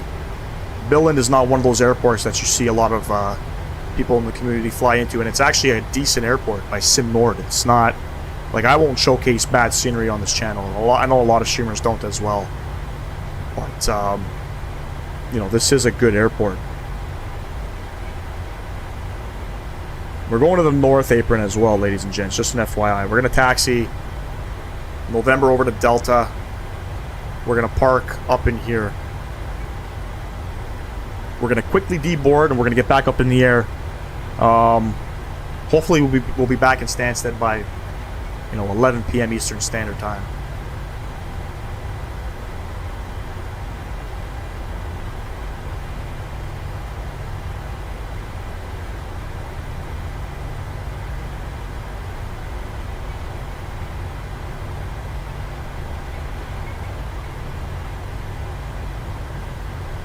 Quite the taxi here, ladies and gents. But the best part is, I guess, departing, it's going to be nice and simple. Because it should be a short taxi.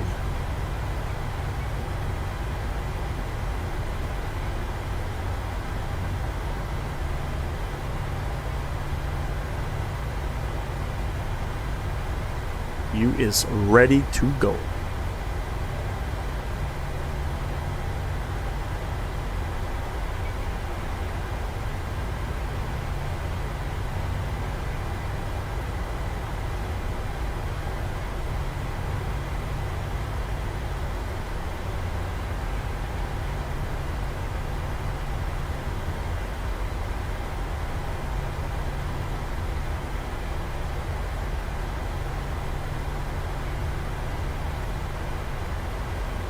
To be honest, I'm not exactly sure where Ryanair parks.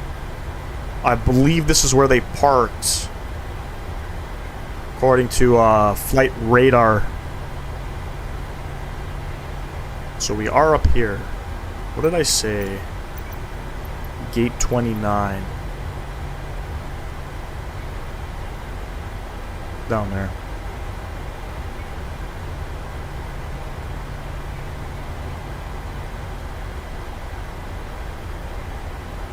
We had a viewer by the name of Nick who he told me GPU on right away. Ryanair does not like to waste fuel. Turn that APU off, get that GPU on. So that's what we're going to do.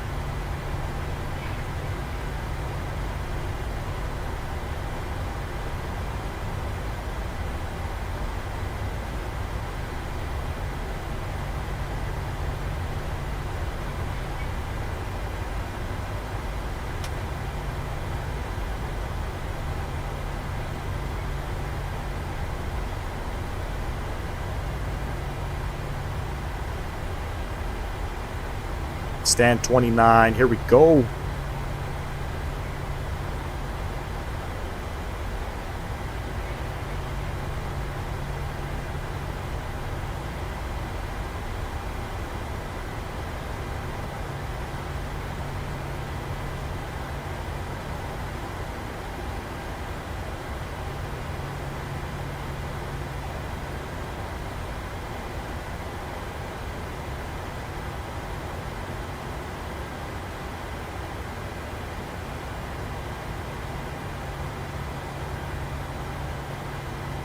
I believe we're on the center line, ladies and gents. I'm not going to follow GSX here.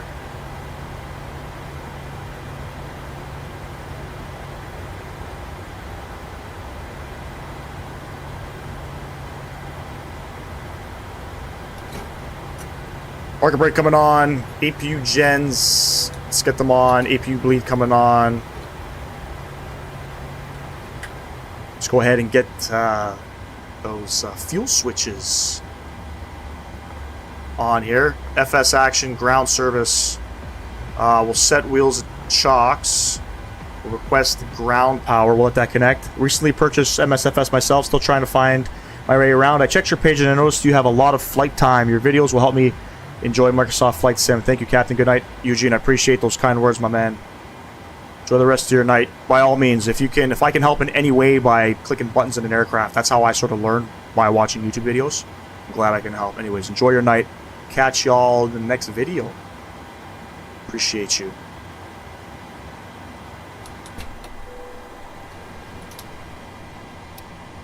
APU coming off, anti-collision light coming off, and let's go ahead.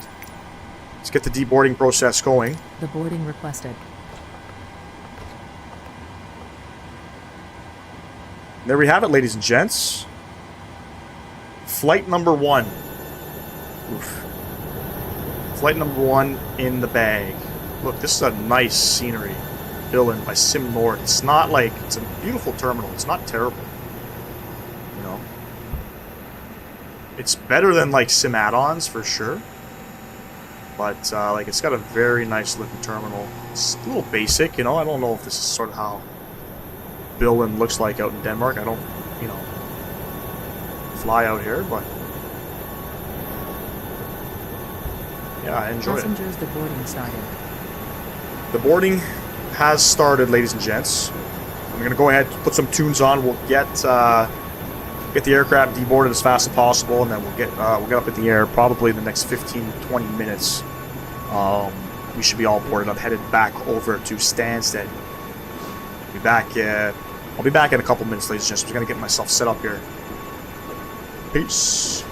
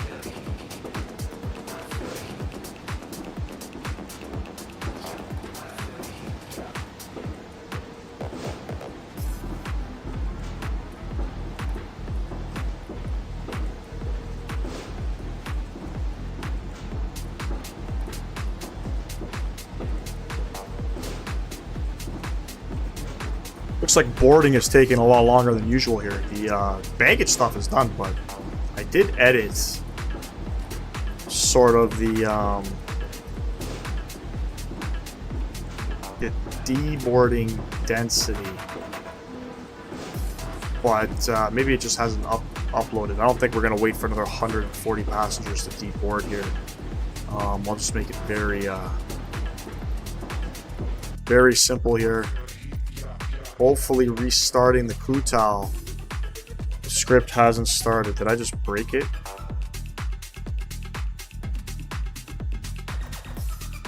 Should come up now. There we go.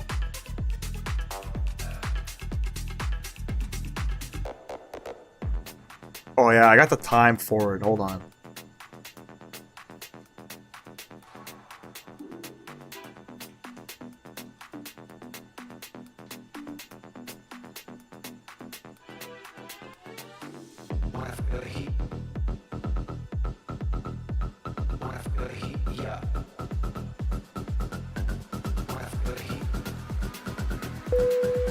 There we go, ladies and gents. Go ahead and reload all that up. Let's go ahead and request boarding. Boarding requested. Let's get all that stuff in. Handling done by Billund Airport. Perfect. Let's jump inside.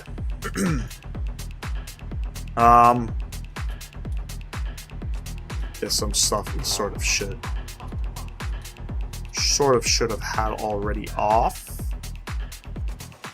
Such as fuel pumps, because we need fuel.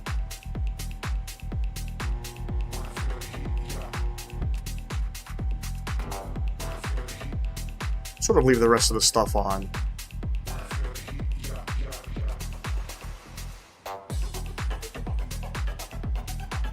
And we'll keep the music playing. Do you want to board crew? Pilots boarding starting. Pause in at reference airport. Where are we? We're in Billund. That's EK, so Echo Kilo Bravo India. We're at stand 29. Hey. Crew boarding starting. Let's go ahead and request new data from SimBrief. Ryanair 8 Juliet Romeo is the call sign. Cost index 23. Again, we're going to change that as well. 452 nautical miles. Another hour and 10-minute flight back over to Stansted. Well, flight plan request. Zero fuel weight of 57,000 kilos. Block fuel 6.3, 6,300 kg. We'll set payload, set fuel, we'll select the route. A little late, ladies and gents. Going on almost 10 o'clock here. We should be back within the next, I would say, hour and 30 minutes, so won't keep you up all night here. I don't typically fly this late at night, but we're going to get 2 legs in on tonight's live stream. For some of the folks out in Europe, hopefully in the morning time, they get to see this flight. So there we go. We're going Billund back over to Stansted. Ryanair 8 Juliet Romeo. We'll come over to the departure tab here. We're expecting... The winds are still 100 at 4, so we're going to be on the Bampy 5 Bravo.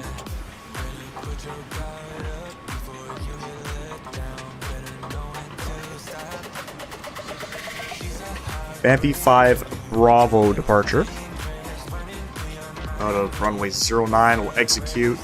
Back in Stansted, we're expecting the Barm 2 Alpha arrival for the ILS runway 22 approach. What's our trans? Hello.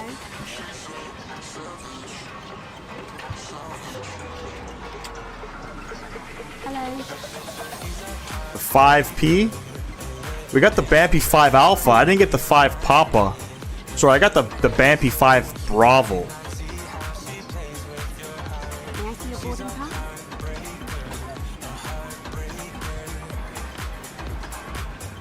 There's no Bampy 5 Papa. I got Bravo, brother. I apologize. We're gonna go. Trans is gonna be Abbott. We'll execute. Should be good to go.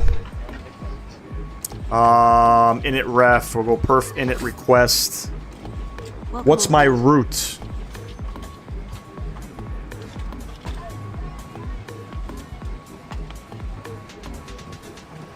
Good evening.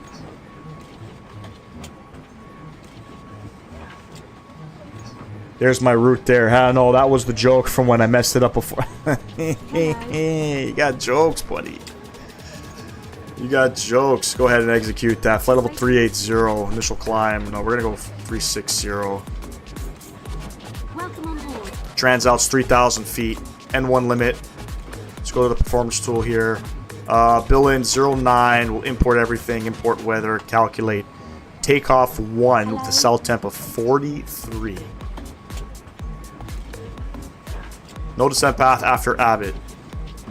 There will be a descent path after Abbott. Trust me. Flaps 5, CG trim of 5.62, 5.63. This way, please. And I think that's pretty well it. So let me go ahead and adjust these. 5.62. Should be something. Hello. Something like that, I would gather. 144 on the V2 there. What is shit? What did I say was the Boarding pass, please. May I see your boarding pass? auto throttle come back? 144. Got our course, our heading, and our course all plugged in there. RTO, and we have 1011 on the QNH. That's all plugged in. I think we're pretty much good to go.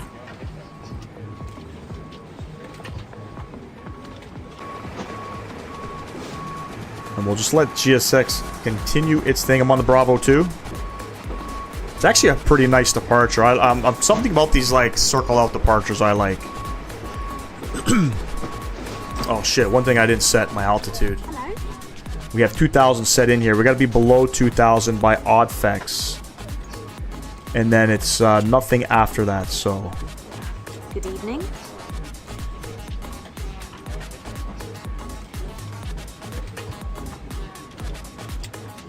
May I see your boarding pass?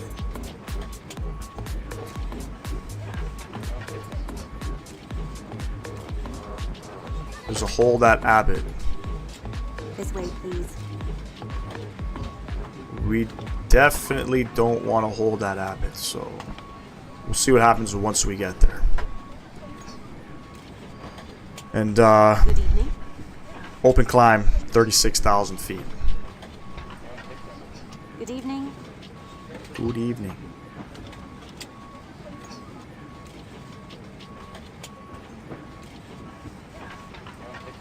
Okay. Good evening. Let's go ahead and get those fuel pumps on. Let's get the rest of the aircraft all situated up here. Good evening.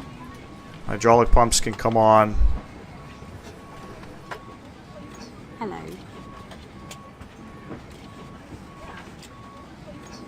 Welcome on board. Let's get those sounds up, ladies and gents. Welcome on board.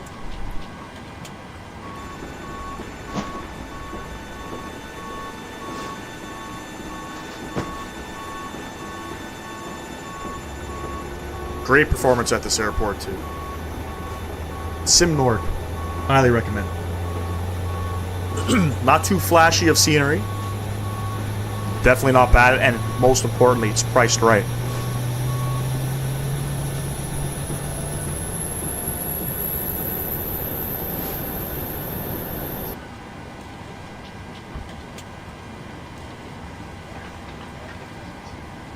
Welcome on board.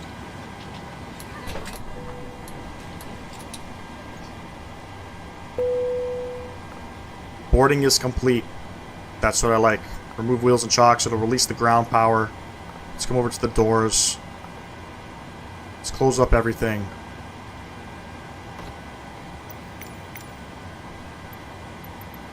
Prepare for push. I think we got to vector ourselves after Abbott to the ILS fix. I kind of just I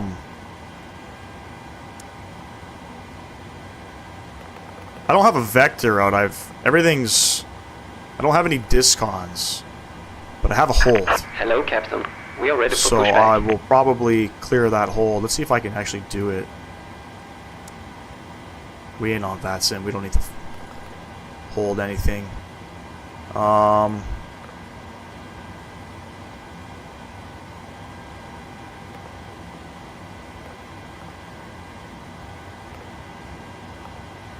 Departure check Perfect. completed. Bypass pin Cleared inserted. my hold, because I don't know what this hold is. There is a hold there on the charts. So, and the reason for that is, it says, warning, do not proceed beyond Abbott without ATC clearance. So, Locking gear. first we'll look at the arrival here. So we are on the Bampy 5 Bravo arrival. Pretty straightforward. Below 2,000 at Oddfex. Transouts 3,000 feet. The winds are 100 at 4. A few clouds at 15,000. Broken at 18. It's 12 degrees. Altimeter 1011. Pretty straightforward. But if you're looking at the charts, Michael Foley, the reason for the hold is this. Warning, do not proceed beyond Abbott without ATC clearance. That's probably why they just automatically put you in a hold at 8,000 feet.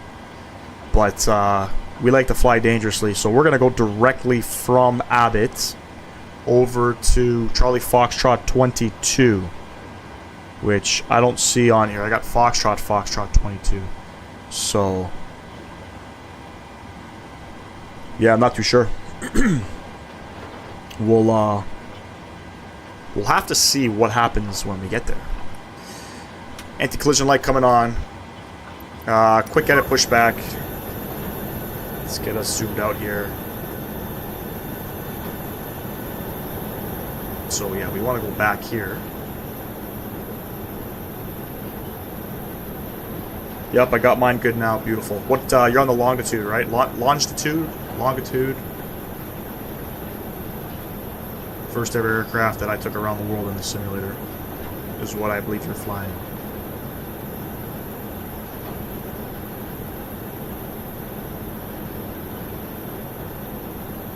Exiting from editing mode. Please wait. Release parking brakes.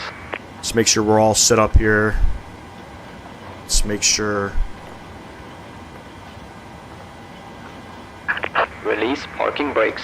Everything is closed. Parking brakes coming off. Commencing push. All engines clear. Start at wheel. I didn't even set this up.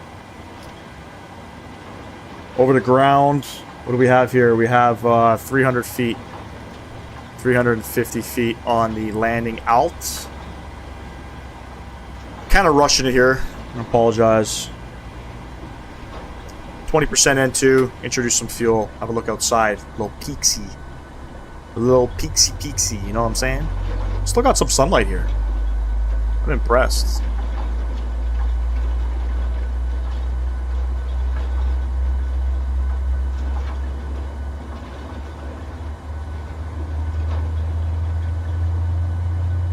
Michael, are you running default scenery right now, or did you end up grabbing this one?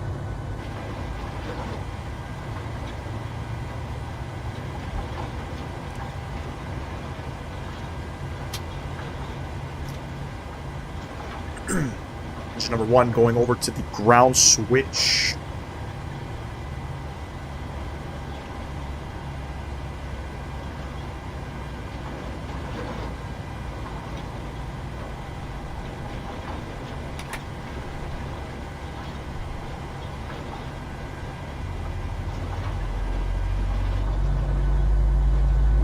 Some big stutters there. Set parking brakes. Unlocking gear. Nah, just default. It was $17 in the store. Just a little much for me. Understood. Understood. I totally understand when it comes to spending your money wisely, especially for Microsoft Flight Sim. If you ever get the chance, though, highly recommend this. Engine start valve is closed. Engine gens 1, M.2 coming on. Probe heats. Packs. AP lead coming off. APU can come off. Taxi light can come on and just start switching over to the ground side. Let's go flaps 5. Tow truck disconnected. Bypass pin removed. Left is clear. Right is clear. Left is clear. Right is clear. Appreciate that, GSX.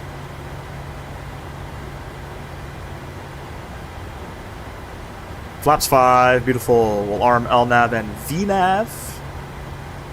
Open up Navigraph here, have a quick look. Taxi routing is pretty straightforward. It looks like we'll go Foxtrot Delta, hold short of 09.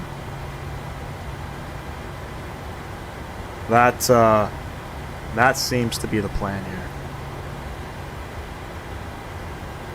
Foxtrot Delta, have a good trip. Parking brakes coming off, ladies and gents. We only have Michael Foley in the chat, but that's okay. Michael Foley, appreciate you coming out. Always supporting the channel.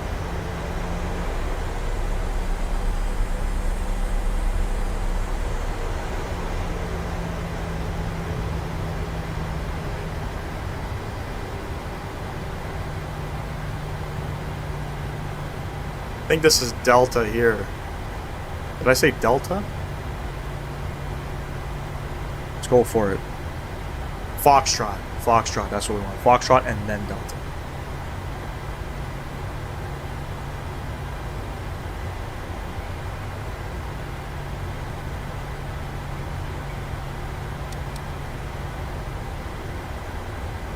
Quick little turnaround here. It's Ryanair. We like to keep things, you know, on the go, just like Ryanair does. Ryanair wants their airplanes in the air. They don't want their airplanes on the ground. They definitely don't want their APUs running. Let's look left. Let's look right. Let's look left again. And let's look right.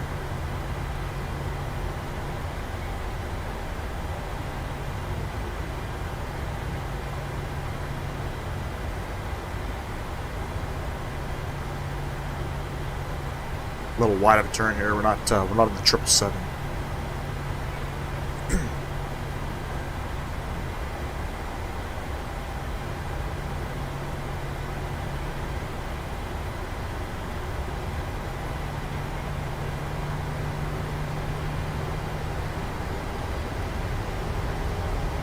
Doing an unrestricted climb on this departure, flight level 360. We just got to be above 2,000 by. What was that waypoint? Oddfex.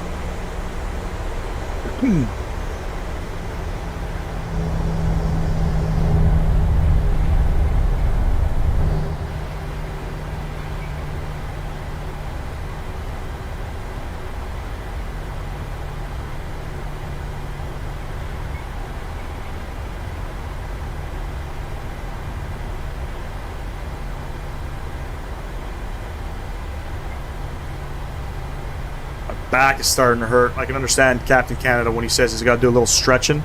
Fuck me.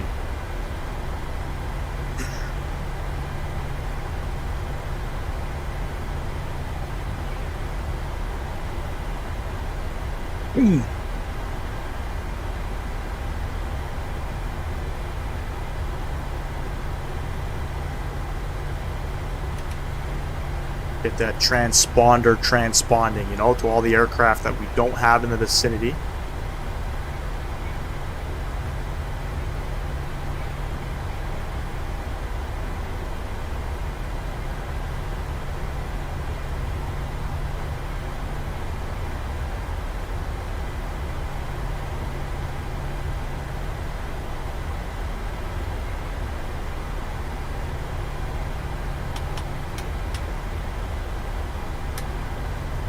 Let's get all our lights on. Runway 09, ladies and gents.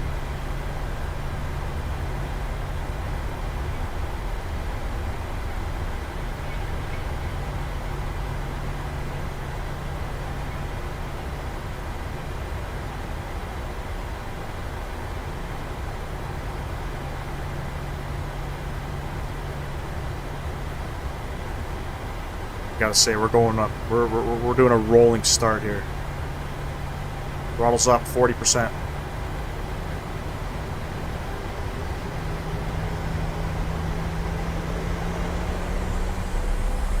The winds are 100 at 4. Toga. Captain Dayton, welcome back. We're just departing Billund.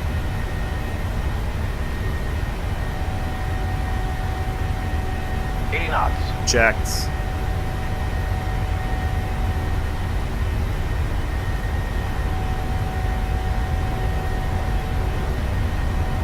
V1.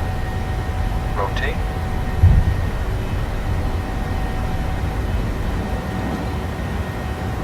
Positive rate of climb. You're going up. Nice and smooth.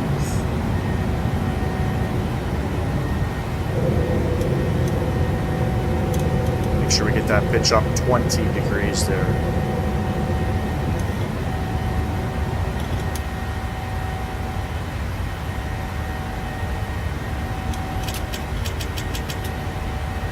Start that left-hand turn.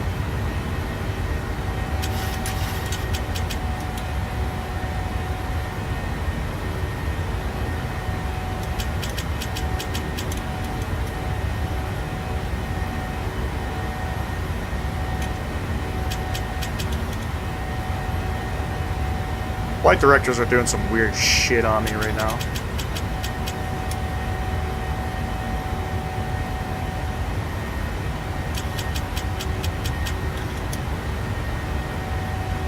And standard pressure is in.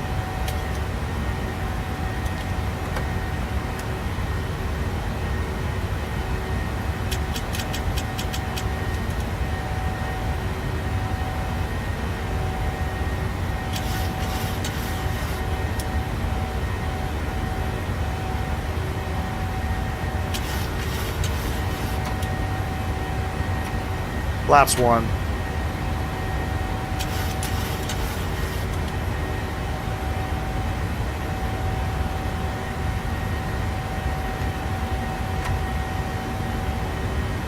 I lost my mouse. Oh no. Runway turns, taxi lights coming off. Beautiful, ladies and gents. Nice, beautiful departure. We'll go ahead, get that autopilot on. Bring it back up top. Not a bad departure. Where's that airport? Somewhere down there. Right there. Beautiful.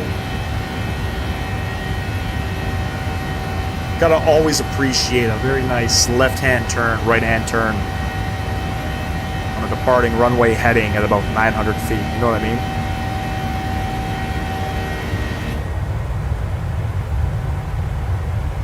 Always gotta appreciate that.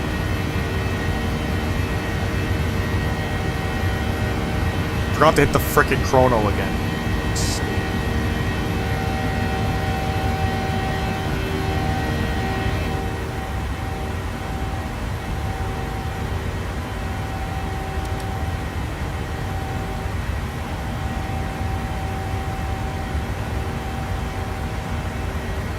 Gotta say, the scenery is phenomenal right now, ladies and gents.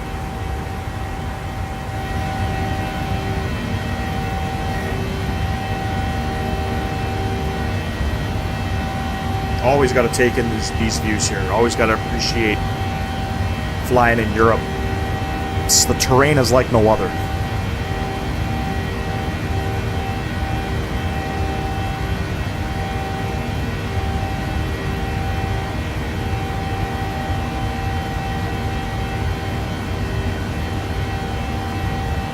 Should be coming up on 10,000 feet.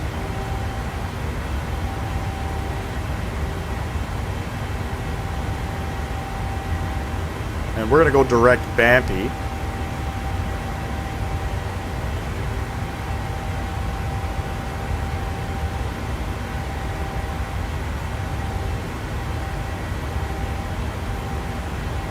(10,000 feet).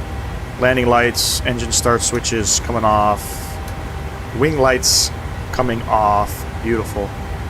Pitching down. Now we're climbing up 36,000 feet still. About 300 nautical miles. We won't worry about that message there. Not required. We'll turn on some background lighting here.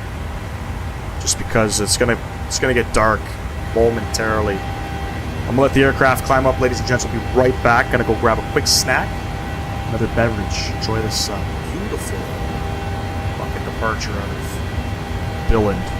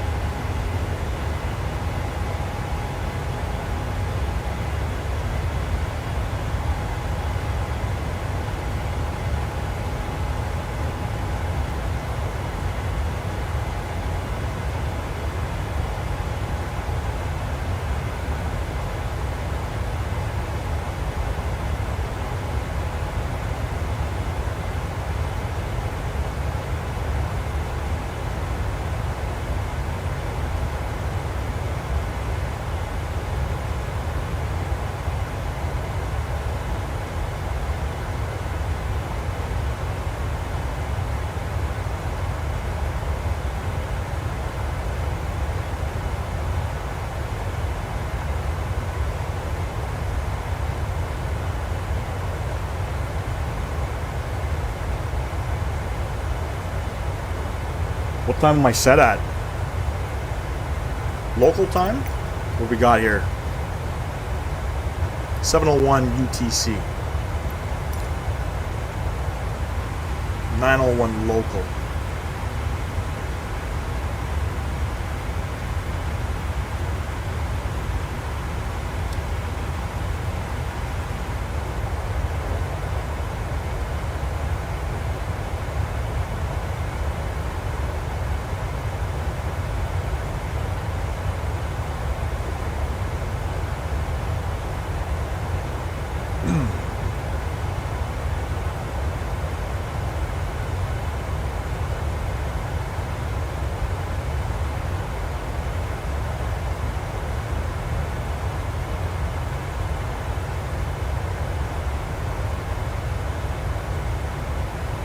Curious to see what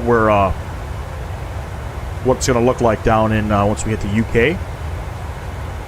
I hope it's not gonna be super dark. Sweet, I'm with you. I appreciate that, man. I hope it's not gonna be super dark. I don't like landing in the nighttime. I also don't like landing in like heavy like clouds or fog or rain. Can't see shit. You know? Get super like disoriented for whatever reason. 20 miles from Bambi, flight level 190. I believe I just passed Bambi. Yeah, we just passed it. So you're just behind us. If you were flying on VATSIM or anything like that, it would be like perfect.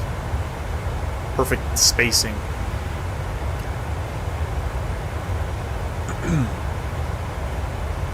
What aircraft are you in again? Which one did you pick?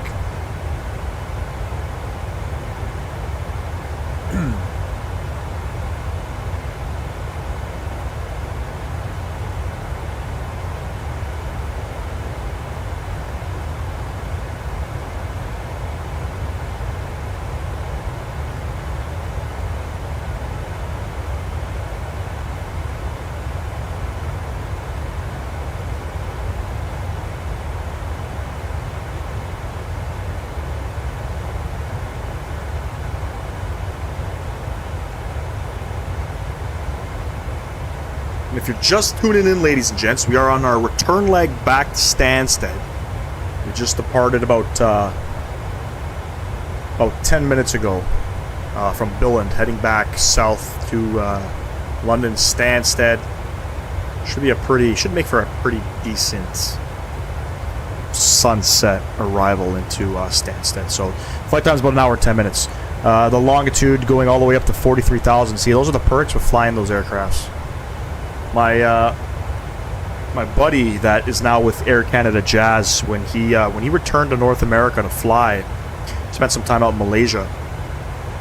He got a contract flying for a private jet company, flying some biz jets, and he took some pictures up there at about 43,000 feet. Spectacular views, man. You're going up 7,000 feet higher than I am. You might actually beat me. Pretty sure that's kind of how it works, right?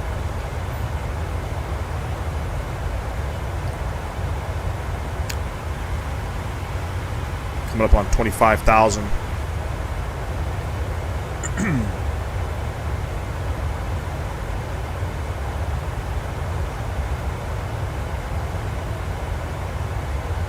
Yeah, so far the stream held up too. You know, I wasn't expecting the stream to hold up.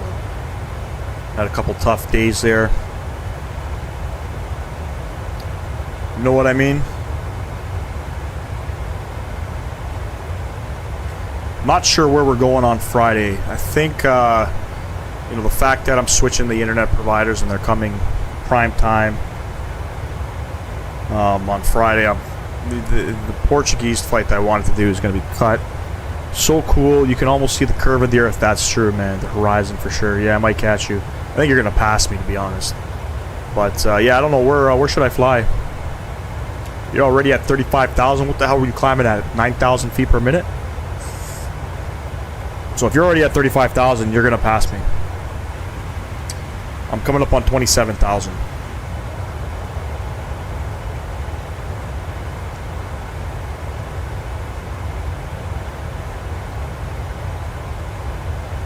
Also, how's the autopilot in that thing?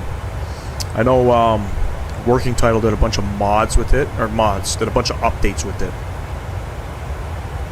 Is it stable?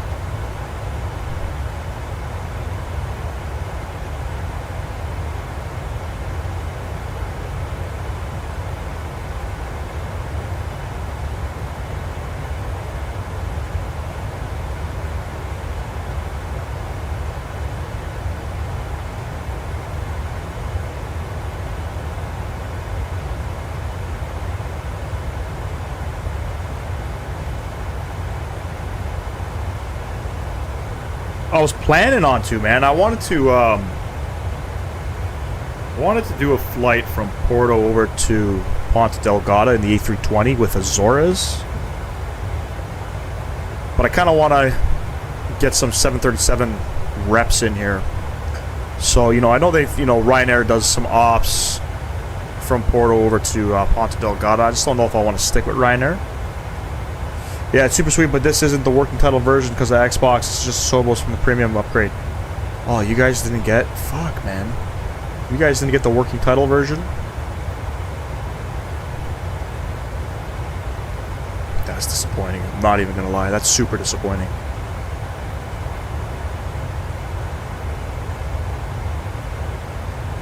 But yeah, so... Probably going to scrap the Portugal flights until we get to the Phoenix. Thinking maybe we'll do some Norwegian ops, you know, from Oslo. Maybe we'll go up north. I got some scenery up there. Maybe we'll, you know, we might stay in doing some Scandinavian countries for sure. Do a little bit of flying in the UK. I believe Pyrig is redoing Edinburgh, so I haven't actually purchased Edinburgh. It's one of the airports I've had my eye on for the last little bit, but the fact that a version 2 is coming out, hopefully it'll be this weekend. I wish, because I can't pull my charts up in this either. Fuck.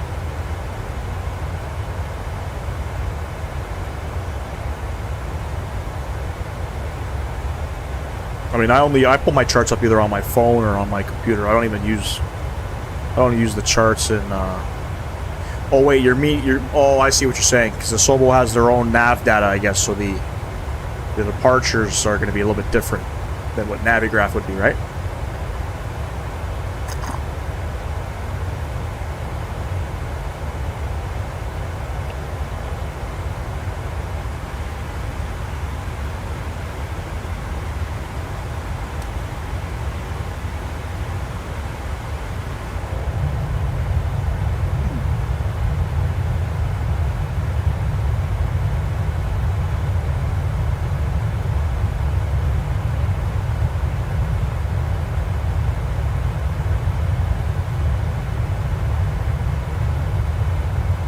Still climbing. Clouds kind of look really weird right now. I don't know why. They look a little, they look very blurry.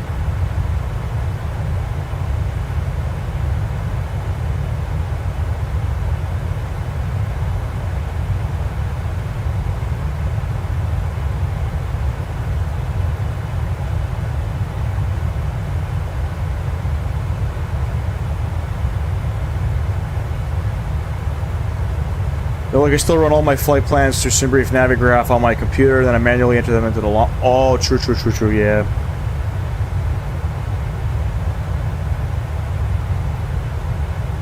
One of the perks about having, you know, Steam version and all that crap, it's a couple clicks, my flight plan's loaded like that. Sometimes you gotta sit there, you gotta plug in all the waypoints. Remember those days. Like on the PMDG, I can link my Navigraph through the FMC and be able to pull up the charts on the tablet. Can't pull the charts up into longitude. Got you. Well, that's convenient. At least in the 737, Navigraph is compatible on Xbox.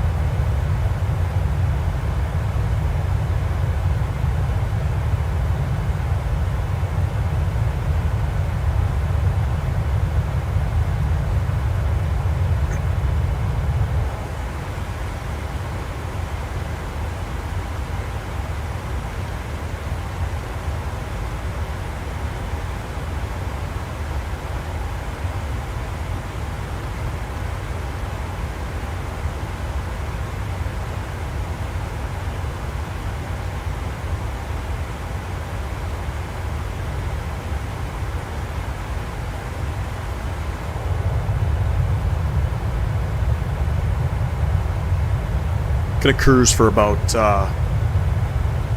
25 minutes here before we hit top of descent. Captain Dayton, is it just me, or did Microsoft or Asobo just did Xbox 30 and gave them the standard version? Did not give them the much, honestly. Did not give them much, honestly. Like, so SimBrief and Navigraph data would be nice for them. Yeah, that's kind of the limitations. I mean, I don't think, obviously, you know, Microsoft being Microsoft and them owning Xbox and all that made sense for them to, I guess, make an Xbox version, but it's disappointing that there's a lot of holes to fill in with the Xbox version. A lot of things, I feel like everything that we should be able to do on PC should be able to be done on console as well. Minus some things, you know what I mean? Like, obviously, you know, there's marketplace issues, right? With purchasing scenery and aircraft and things like that, but definitely like the basics like Navigraph, you know, it kind of should have been standard. That's why I mostly fly the 737. It's just so easy, and the Vision Jet, I just it's got the Navigraph too. So convenient, let me tell you. We'll see what Asobo does going forward. MSFS 2024 is coming out, right? So I feel like they're gonna put this simulator on the back burner. I don't feel like they're going to continue to update this simulator. You know, I'm still undecided whether or not I'm going to get 24 as well. Right? At first, Asobo had said all of the content that was made for this simulator is available or will be just simply transferable over to 2024. And then at the at the Flight Sim convention, they stated it's, you know, it's possible, there might be some additional costs, and I have a feeling a lot of developers are probably gonna charge for upgrades, right? When they had said that they'd be fully compatible, they did say there's gonna be some tweaks, some easy tweaks that would have to be done in order to make transition over from 2020 over to 2024, but I'm hoping it's just as simple as copying files, you know what I mean? I hope I don't have to buy shit again. I was talking about this in one of my, previous streams. I have, like, I don't know how many Hayware add-ons, you know what I mean? I'm talking thousands of dollars. So I hope they don't put the simulator on the back burner. I'm sure they're going to. I'm sure everybody's going to have to get 2024. But, that's why I'm not really making any purchases right now. I made a lot of purchases. But lately, because of that issue of, moving content over, I don't know yet. I don't know how I feel about it. And I don't know what I'm going to stream too, right? So, ultimately, we'll see what the viewers want. Most of the marketplace stuff are scams and shitty aircraft, which sucks. But I mean, there's a couple of good aircraft like Aerosoft and PMDG and even Scenery. But that's the thing, like on Xbox, you're limited to, like we were talking with, Mr. Foley, Latin VFR stuff, right? Latin VFR is, in my opinion, not good. But you're limited to that kind of stuff on Xbox, and they stay in business because that's sort of their market. Their market is probably Xbox, right? I mean, no offense, if Latin VFR can get shit on Xbox, why can't some other developers too? I'm sure they'll probably make a killing to get Phoenix out there, you know what I mean? iniBuilds with their aircraft. To be honest, I don't even know if it's in the plans. It should be.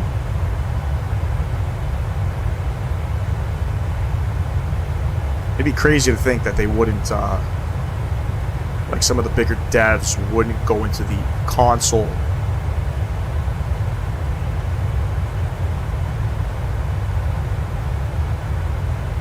Yeah, Aerosoft, like, I don't mind Aerosoft, they kind of piss me off a little bit because they don't update anything, right? But Aerosoft also, uses a lot of other developers to make scenery. FSDG, right? They're one of them.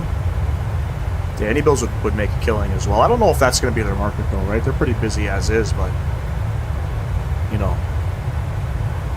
I'm curious to know how many flight simmers are actually flying on Xbox. It's probably a lot. It's probably a lot more than we think.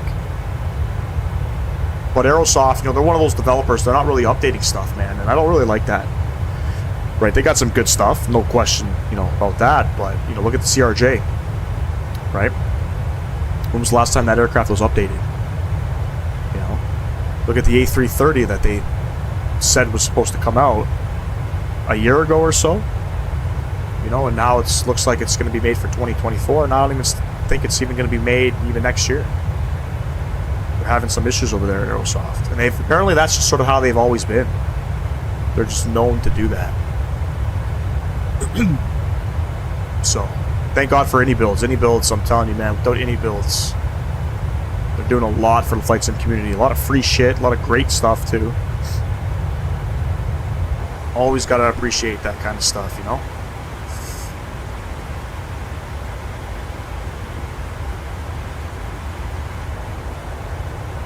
Sorry if I'm just going on there ranting and whatnot. Everybody's got their own opinion, right? What I like about iniBuilds,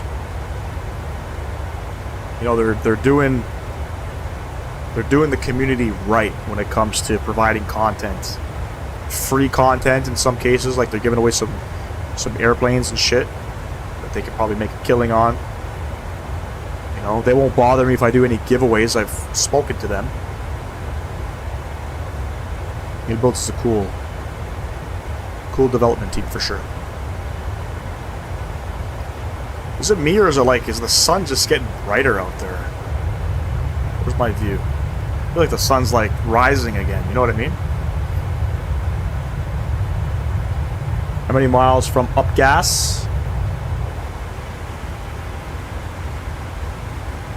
4 miles.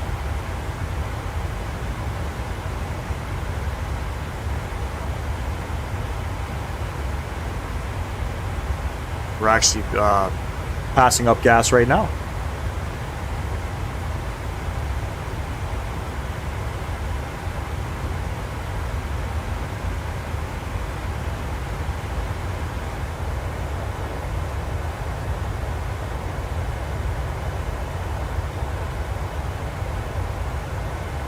What's your opinion on the iniBuilds A350? Can't wait because of Qatar. You know, oh man, iniBuilds needs to do better with performance. I just feel like, you know, not that it's bad, right? Like we have on PC, we have the perks with frame gen mod, which helps. But I just hope, you know, as heavily detailed as that aircraft is, with all the systems and things like that, I just hope it's not a super high, you know, performing aircraft where performance is just not going to be great. I hope that's not going to be the case. It's probably going to be the case, but I mean, you know, we'll have to wait and see. It's coming out for MSFS 2024. I believe performance is probably going to be decent. The A300 hurts my performance, and I have a 4080. I've never even used it, but I've seen other, you know, streamers struggle with performance with these aircrafts. 18 miles out, true speed of 455 knots. Hey. So I'm still in front of you. What do I got here? I got, well, we got a headwind now, so 458. They should use performance and try to look into it. There's got to be reasons for it. Like, I don't really understand when it comes to developing software and scenery and things like that, right? I'm sure there's reasons for it. But then again, there's just some, you know, developers that seem to figure it out but don't have, like, the quality when it comes to the PBR textures and things like that, right? iniBuild stuff is eye candy. But performance, you know, struggles with performance. I remember when I got, you know, when JFK came out and LAX, flying into those airports were a bit of a struggle for me. I got a 3080. You know, I don't got a 4080, but without the frame gen mod, you'd never see me fly into those airports. That was a pretty weird weather change there. But it could be Microsoft, who knows? Possibly, I mean, it's always a possibility, right?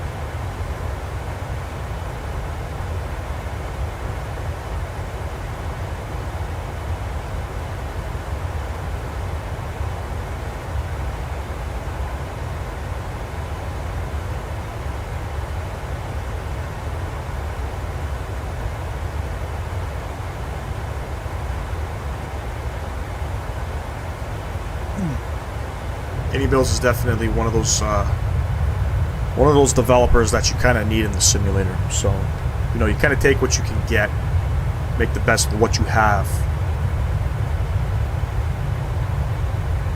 Again, I'm very appreciative of iniBuilds, what they're doing for the community. No other developers are doing it. Like, look at, I hate to talk about it, but Captain Canada actually made a comment about Thai Models pricing for their Cairo scenery. You'll never pay $38 CAD for iniBuild scenery, you know what I mean? LAX to Doha, long ass flight in the 777, then the A350 when it comes out for sure. The A350, I'm excited to do some Singapore ops with the A350. Who's flying A350s to Toronto right now? I'm pretty sure Lufthansa right now, if I'm not mistaken, are flying the 747s. Do they fly the A350s? I can't remember if they flew A350s in here. We don't have many A350s coming in right now to, I think Philippines Airlines has one parked in Toronto. But definitely when I think of the A350, I think of, you know, Qatar Airways and Singapore Airlines. I'd be lying to you if I'm not going to try that Singapore to JFK flight. It was 19 hours, 50 minutes or something. You know I'm trying that. 100%.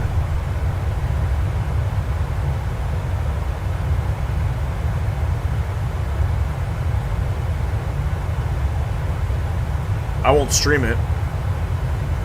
I mean, if I do, I'd probably have to make 2 live streams because YouTube doesn't post any live streams over 12 hours.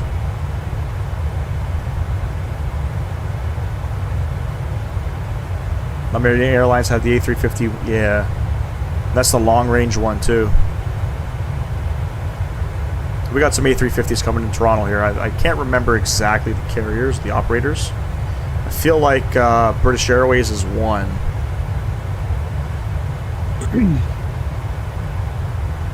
If it's the 1000, I don't even know.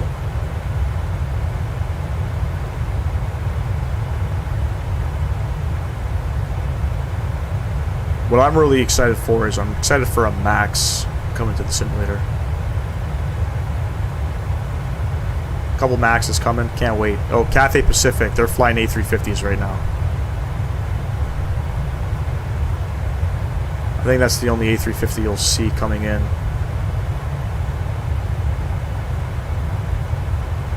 They fly it to Newark too. Who does? Not many airlines today. Most of the luxury airlines though. Yeah. Who's flying to Newark? Hong Kong or Cathay or Singapore? Maybe I should fly an international airlines IRL because I have my license. I just have to go through training for the A350. I don't know. Is there any? We got some North American operators. Who's flying A350s? Is it Delta right now? I think Delta's doing some A350s, right?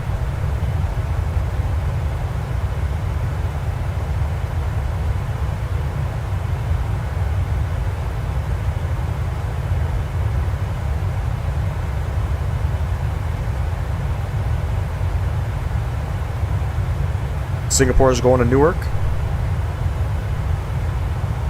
Can you imagine being on that flight though? Yeah, Delta's got the A350s. I don't know, 19 and a half hours on a flight? Holy fuck. They have plenty, yeah.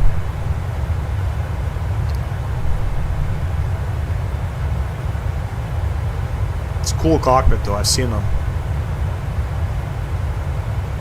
It's like almost like an A380 layout, kind of how they have it inside there. It doesn't look like a traditional. It's not a traditional Airbus cockpit. It's all different, touchscreen stuff and cameras everywhere. And yeah, I want one in the simulator for sure. I want an A380 too, man. I'm waiting for that fly-by-wire A380. Who knows if they actually release it?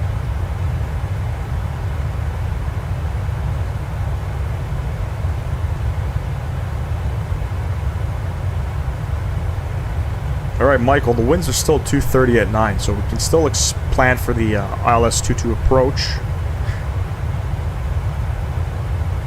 I gotta be close to top of descent, probably what, 100 miles? Exactly. Fuck me.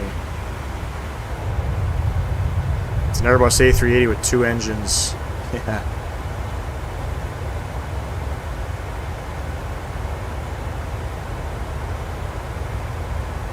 Yeah, they're big old aircrafts too. We have 2 parked in Toronto right now. One is Philippines Airlines. They got one parked here. They had an issue with something, and then there was another one that was parked here. I think it was. Can't remember if it was Cathay Pacific.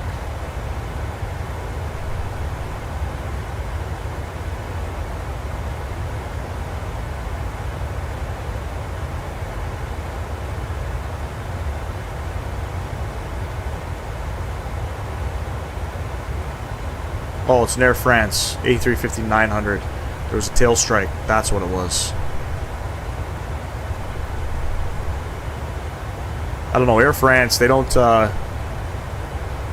They always have issues coming in Toronto. I remember, I think it was in like 2002, maybe 2004. Air France crashed, trying to land on 24 left, I believe, or 24 right. They were landing on the taxiway.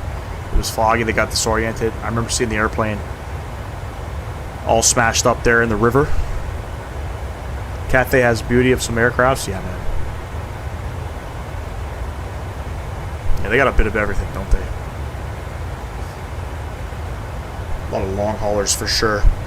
But Air France, yeah, I don't know what's going on. They're always smashing up in Toronto.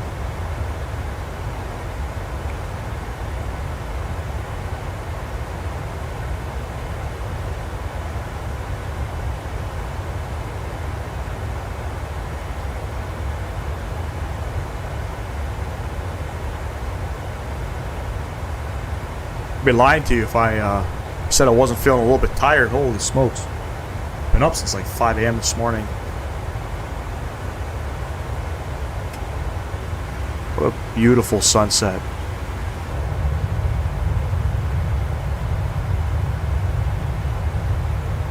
Perks of flying on Microsoft Flight Sim. You get to see shit like this.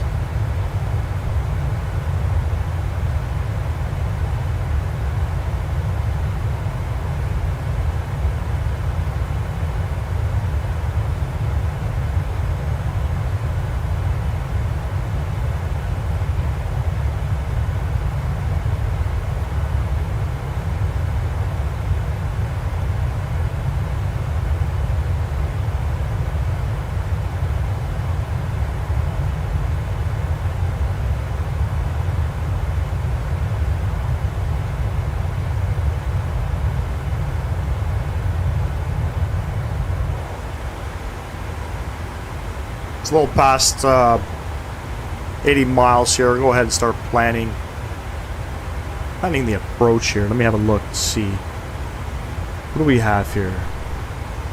So we're going to descend down. Looks like 12,000. Maybe flight level 80.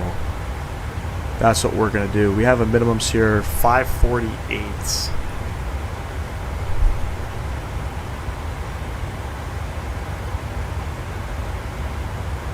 ILS frequency 110.5. Looks like it's already plugged in there. We go flip that.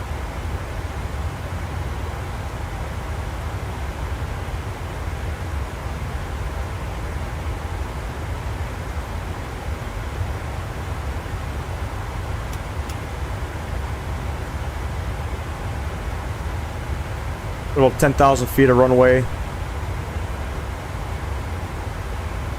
Auto brake 2 is more than enough.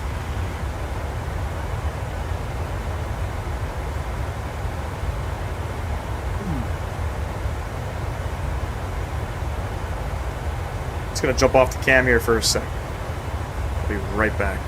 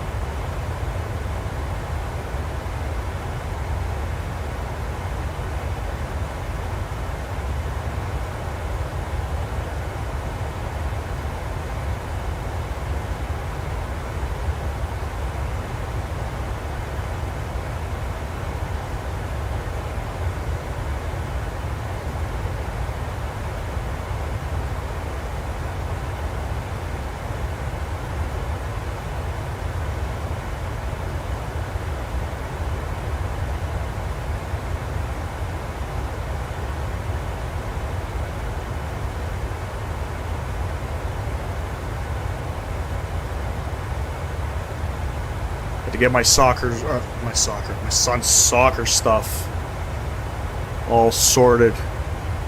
It's getting a little late here, so what do we got? What do we got? 55 miles. Beautiful. All is looking good. No issues.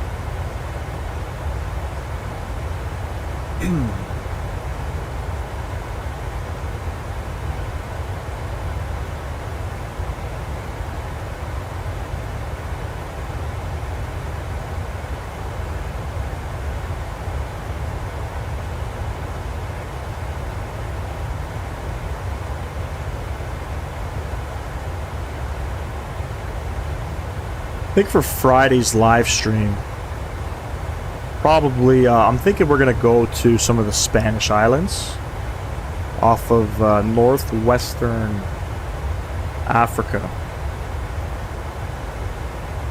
Gran Canaria, you know. Was it Fuerteventura, Lanzarote? We'll pick one of those probably. I just don't know from where though. We'll do another 737 flight. A lot of options. I mean, we can do the UK again, but if we're coming from the UK, it's going to be another 4-hour flight. So, a lot of flights come out of Spain as well.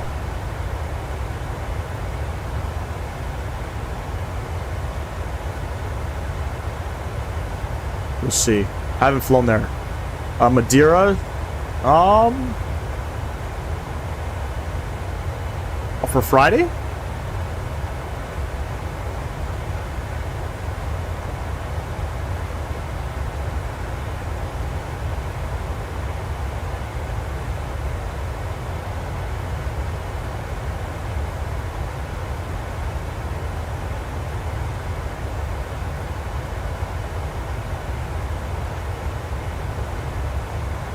LPMA, that's it. Bunko Cristiano Ronaldo Airport. Yeah, I guess we maybe could.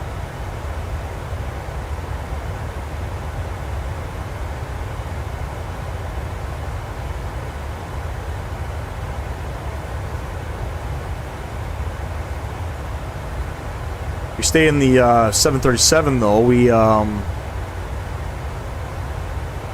I mean, we can do another Ryanair ops. I don't know if I want to do a Ryanair flight. Jet to Holiday would be one. It's another 4-hour flight. You know, Paris Orly we can fly out of with Transavia.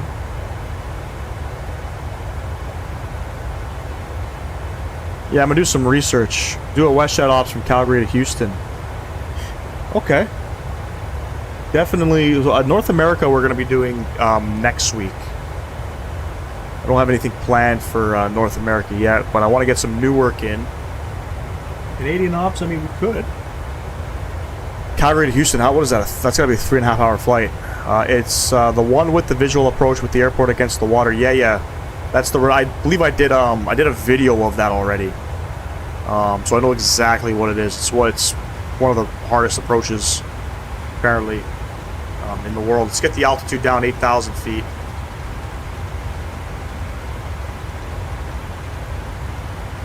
I was thinking though for some Canadian ops, I want to do some flights out of Kitchener, maybe London.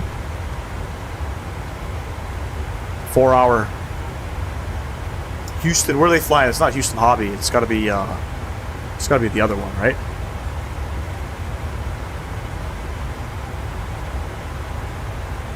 George Bush. I was thinking doing some maybe some flare ops over to Kelowna. Possibly, I can't remember if they fly out of Kitchener or London out there. I'm pretty sure it's one of the two. Yeah, got you. Well, shit, yeah, my bad. I didn't know you did a video there already. I did, yeah. No, it's actually, you know what? I'm surprised I didn't make that approach as popular on my channel, because I definitely enjoyed flying it. That was a pretty cool approach. And it's like when you fly it with the Phoenix, I know you don't have Phoenix, but you fly it with the Phoenix, it's like so seamless. You know, it flies. I've tried flying it in the 737. It doesn't fly as great as it does in the Phoenix, but Some good options, though. I'm definitely going to consider Madeira, possibly some of the Spanish islands. Top of drop, literally 10 miles, 5 miles.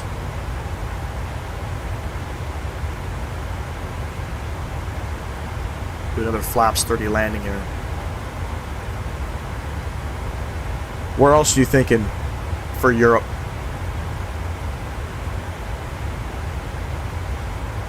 So many options you can fly. You know.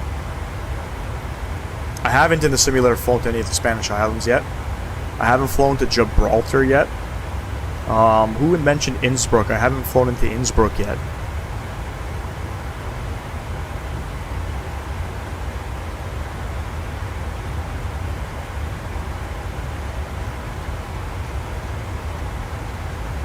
There's top of descent. Let me just make sure the winds are 220 at 8, broken clouds at 400 feet.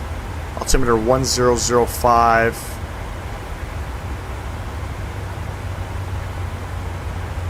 Yeah, we're looking good on the approach here.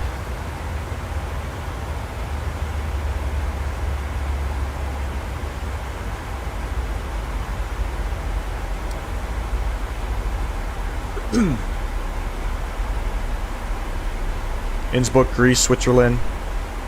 Oh, Switzerland too. Yeah, Greece. I don't. You know what? I have like a handful of Greek airports. I picked up Samos. We're gonna be doing that one. I just got some scenery at a Greek island. Let me see what it was. Was it Samos? Corfu? Probably Skiathos. Athens. Fly Tampa, Athens. Can't go wrong. Alright, ladies and gents, descending 12,000 feet. We're in VNAV path.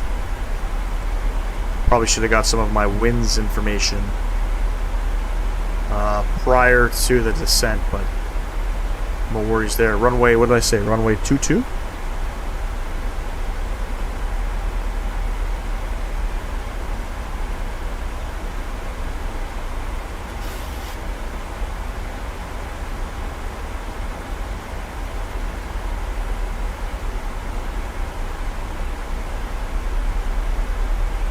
And Switzerland too. They got there's some great scenery in Switzerland. What's the capital? What's the capital of? Oh wait, Vienna's in Austria.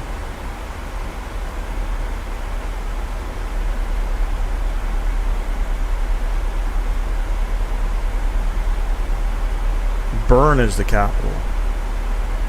Zurich. I believe I have Zurich as well. What did you say there? I don't even know how to pronounce that. What's the airport? What's the airport iCal? Heard Flair's Ryanair of Canada. Fuck. I don't know about that. Ryanair. I mean, Flair doesn't even compare to Ryanair, man. Flair is like almost bankrupt. Ryanair is alive and kicking. Did a flight there on the 737 from Cairo. It was pretty sweet.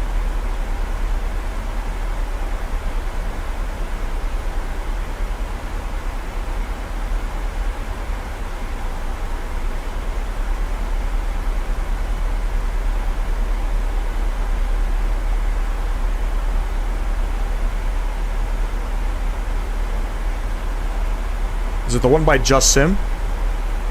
It has to be. LGIR. It's on sale right now. I believe I have this airport as well. A shittier version? Yeah. A shittier version of Ryanair. Oh, buddy. Apparently Flair, I heard some things about Flair going bankrupt and things like that. You know, talk about a low-cost carrier here in Canada. I wouldn't even... You know, it's expensive to fly on Flair. It's not cheap. Swoop was just bought out by WestJet last, I think, was it November? But I know Flair does some flights over to Kelowna. They fly some Maxes out of Toronto. I believe they go to places like Thunder Bay, Winnipeg. They fly all over, to be honest with you. I think this year they implemented some like sunny destinations too.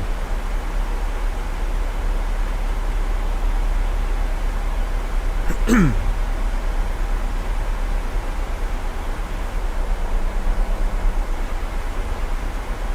be a perfect arrival coming in.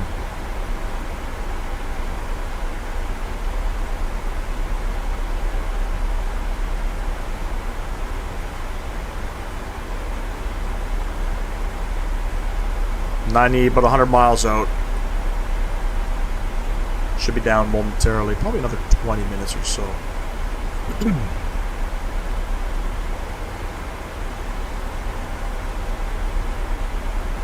Keep her trucking down to 8,000 feet. At Abbott, we have to be at 8,000 feet. Max 220 on the speed. Mr. Foley, where you at? I'm just passing Barmy right now.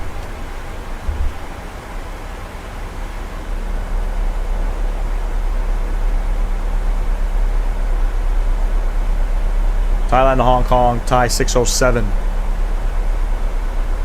That'd be a pretty cool flight.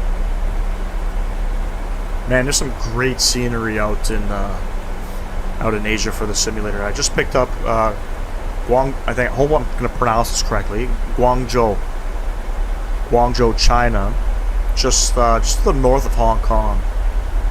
Some scenery done by WF Scenery Studio. Great scenery.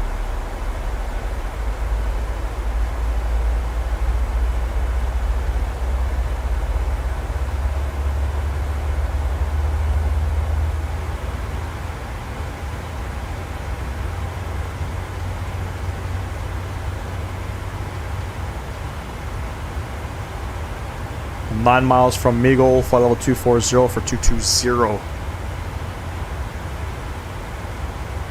Yeah, you're ahead of me. I'm 15 miles from Meagle.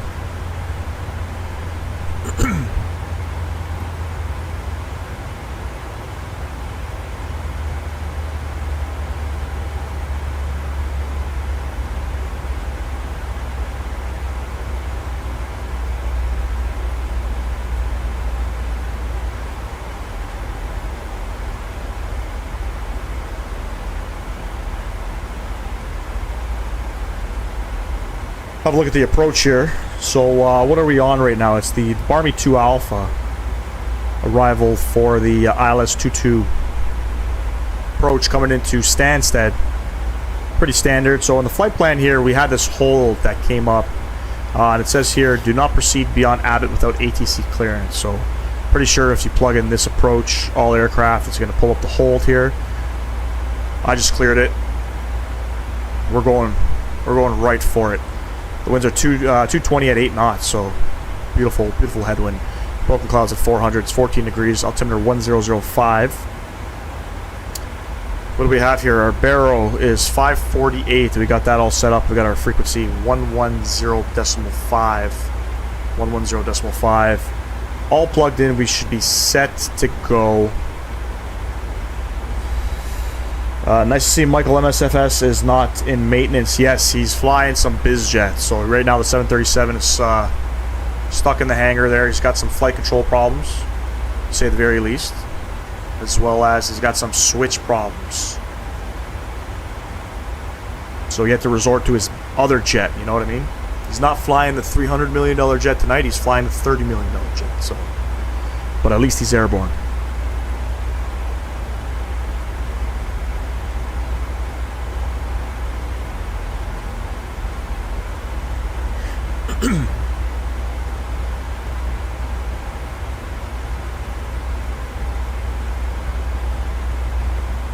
I had to resort to the citation. Yeah. You know, one of my first ever turbojet aircrafts I flew in the sim, the first one was I believe the first one was the TBM-9, but that was a turboprop, not a turbojet.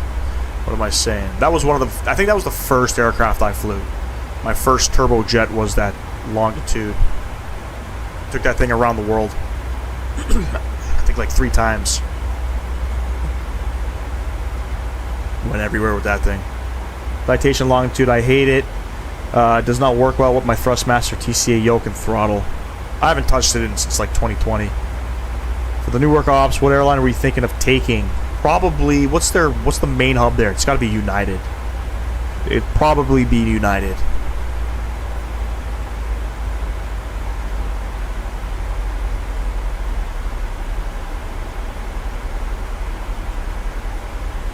I don't know, I'd have to see on flight radar. Probably nothing too long.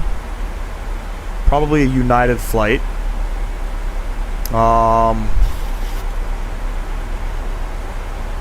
Maybe like... Yeah, United. Denver over there, Newark, maybe? I'm not sure. I gotta see. What's a popular flight out in Newark? We're definitely hitting up Newark next week. That's a must.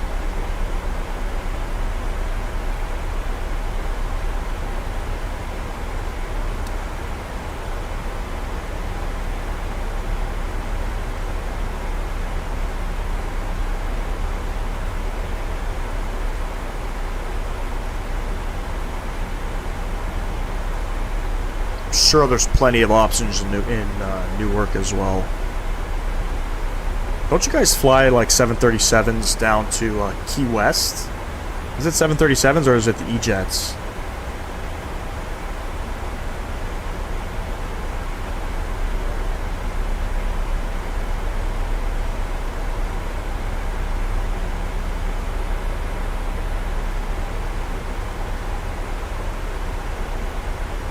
We'll probably pick a different, maybe like a new destination, maybe like Burlington or, I don't really fly to Detroit a lot. Maybe we'll go to Detroit. I want to do 2 legs for sure. I'm looking on flight radar right now. They do so many islands down in the Caribbean. I know you're itching for an island flight, eh? 900 ER ops for United. It's probably going to be in the 900 ER. My buddy just did that flight to Key West. Yeah, I think they fly the 700s down there, if I'm not mistaken, or... Yeah, I think it's the 700s. There are 700s that go to Key West. Pretty sure it's out of Newark. That's a long flight, though. That's like 3.5 hours. But it's going to be in the 900 ER for sure. It's going to be United. So we'll have to see. Probably not going to stick with a real 900 ER ops flight. It's probably going to be a max flight for sure. But I'm thinking of something different. Something that I haven't flown to.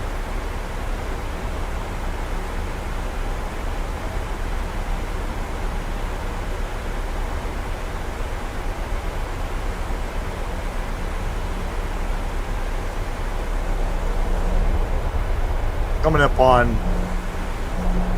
mainland United Kingdom right now. Not too far outside of London. Gonna be a max 250 coming up at Larma here, so I'm gonna go speed intervention. We're gonna go 250 on the speed. My buddy, he flies with United currently. He went down to Newark from Norway. Beautiful flight. What's he flying? The 757s, 767s. I think United flies those out there, right? Where in Norway did he go to? Oslo? Jealous, man.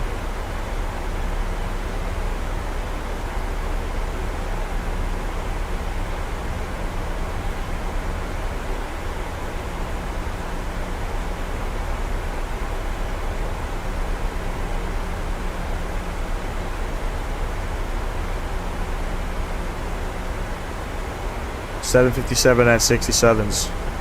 And he's based out of Newark? That's one fucking flight I'm going to be doing once that Bluebird 757 comes out. It's in a United 757. We're taking that thing probably, I don't know, Reykjavik. I don't know if it'll be out of Newark, but we're going to Europe.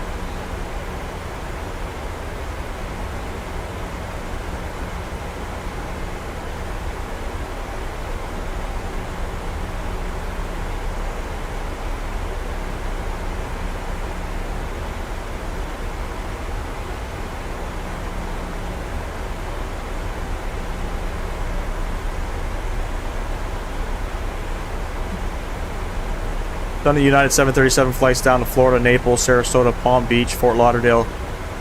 Yeah, I got all those sceneries too, man. I got Florida State in this simulator lit up like a bloody Christmas tree. Gotta get that speed down to 250. Oslo, beautiful approach. Facts.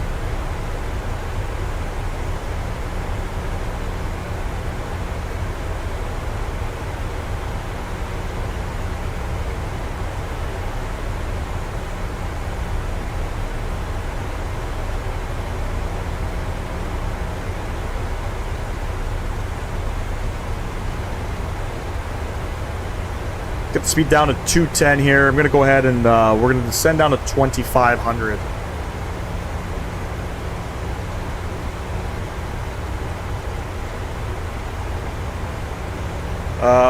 Newark has a ton of 757s to Iceland and that area, United, and then Icelandic Air.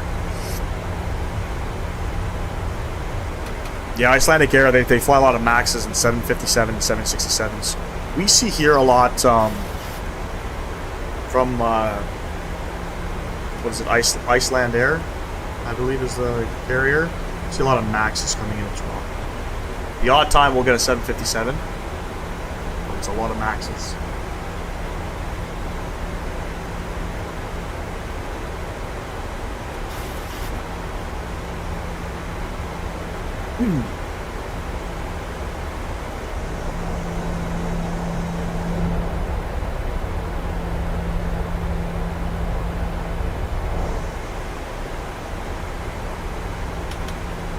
Landing lights, wing lights can come on.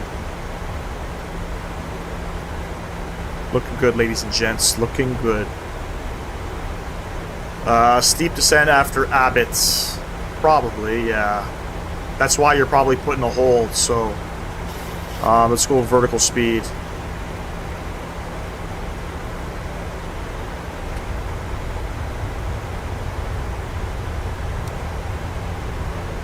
Whip out those speed brakes a little bit here. My buddy did 4 flights to Oslo non-stop. That's crazy. 4 pilots.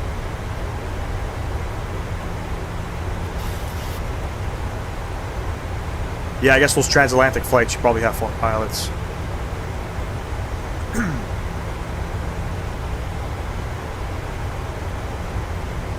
So I'm actually gonna blow by this restriction here. Just because I think the reason for the hold is because we have, what is it, 7 miles from Abbott to our first waypoint, or to Charlie Foxtrot 22, which is probably about 10 miles out. This weather is beautiful, isn't it?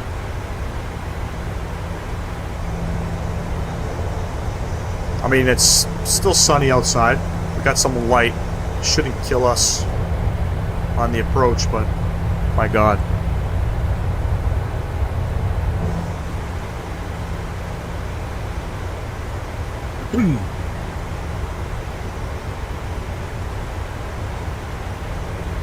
Probably gonna come in a little bit higher, so let me just, we'll go down to 2,000 feet per minute.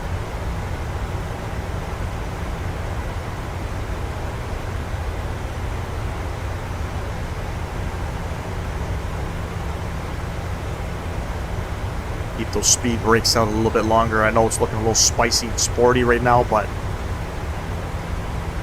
we'll make it down.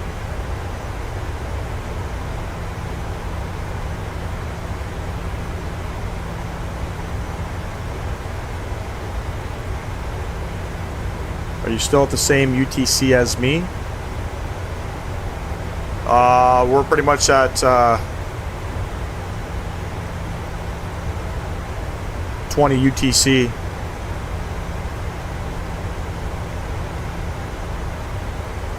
There's that glide slope indicator there.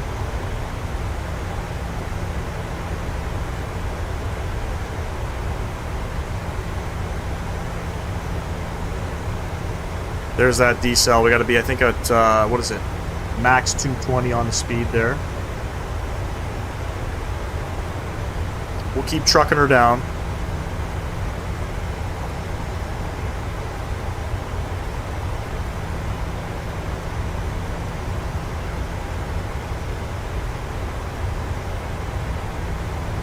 What about 1,600 feet per minute here?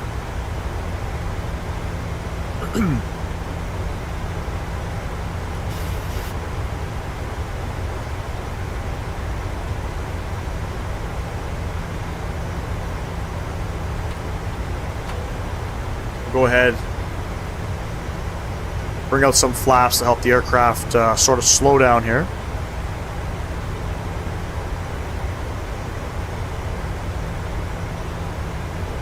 Past 6,000 feet, 1005 on the approach. Timber 1005. Captain Dayton, here's some money because living in Canada is tough. Hey, brother, I appreciate you, my man.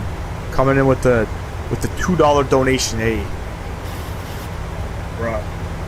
You didn't have to do that, my man. I greatly appreciate it. Thank you very much for that. That's my first ever super chat on the live stream. You can go ahead and like that. Can I like that? I can't like that. I appreciate you, my man. You did not have to do that.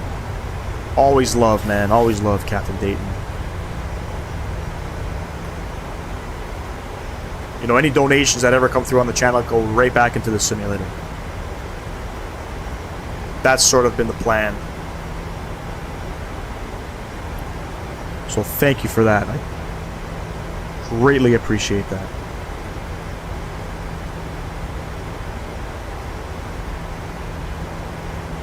$800 feet per minute. We're coming in. We're about, I don't know, 12 miles out. Go ahead, arm those speed brakes. We're looking good, ladies and gents. Arm that approach mode.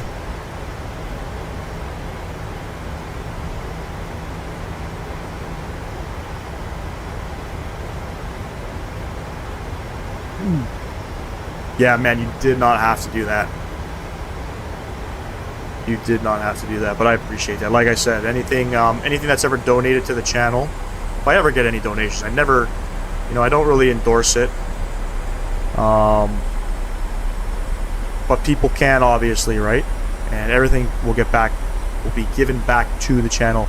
So do some South African flights, 100%. I got plenty of South African scenery. I picked up that new Kenyan scenery as well. The Nairobi scenery by iniBuilds.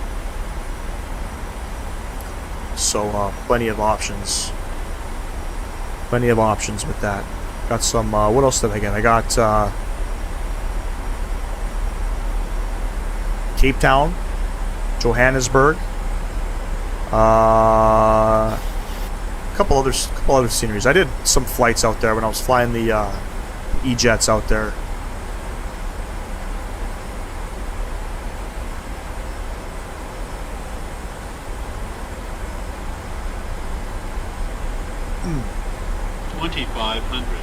Check.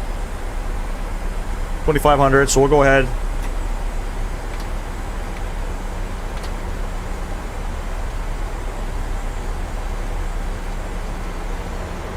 Flaps 5, we'll go 170 on the speed. There's localizer coming in.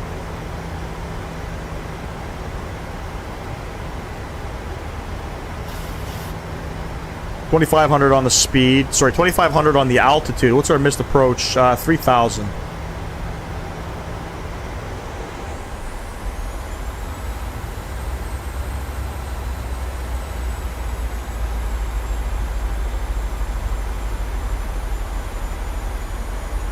Now give me a good landing here. I'll do my best. It's a little late in the evening here. But I think it's manageable. Aircraft's hunting right now. It's looking for that Yoke. I don't know if that's a bug right now with PMDG.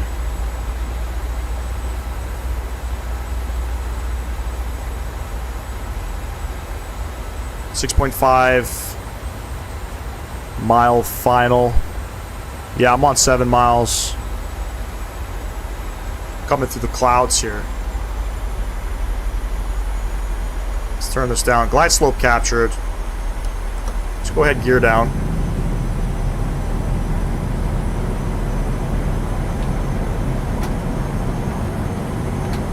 Go flaps 15. Got the rest of our lights on here. Engine start switches over to continuous.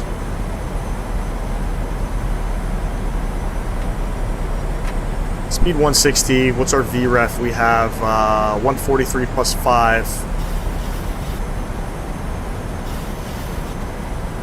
Go 48. Go flaps 30. I'm going in. Be right back. Buckle up. I'm going in the clouds right now. Hey, what's going on there, Mr. Moo? Late night flight grind. Hey, yes, sir. Just coming into London Stansted, so this is our last leg of the evening. Let's go ahead and flip that camera around, ladies and gents. Appreciate you, buddy. Gear down 3 green. Flaps are set. Speed brakes are armed. All of our lights are on. There's the airport right in front of us. Autopilot coming off. And my throttles. 1,000. Check.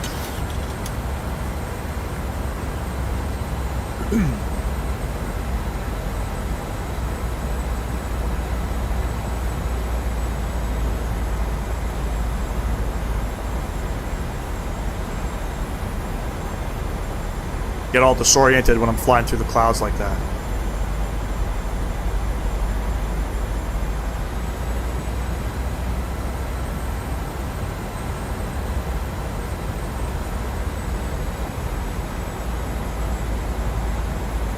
One white, 3 red. Let's get back up here on the glide.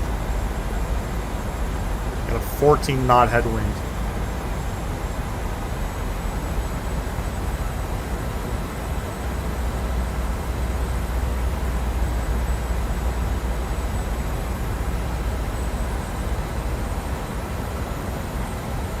I can feel the Plus 100. stuttering.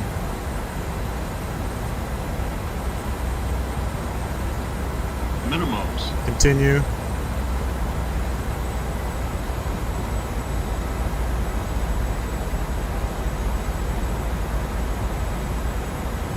$50, $40, $30, $20, $10.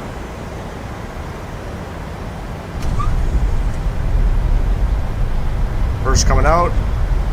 Minus 208. I'll take that. I was so disoriented there. I'm telling you, I can't see properly in the nighttime, especially with these lights going on right now.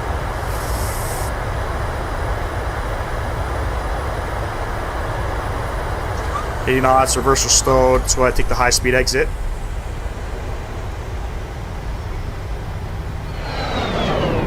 That's sort of how we do it here on Flight Sim Gaming. Ladies and gents, welcome back to London Stansted. Got a little message there, probably some hot brakes.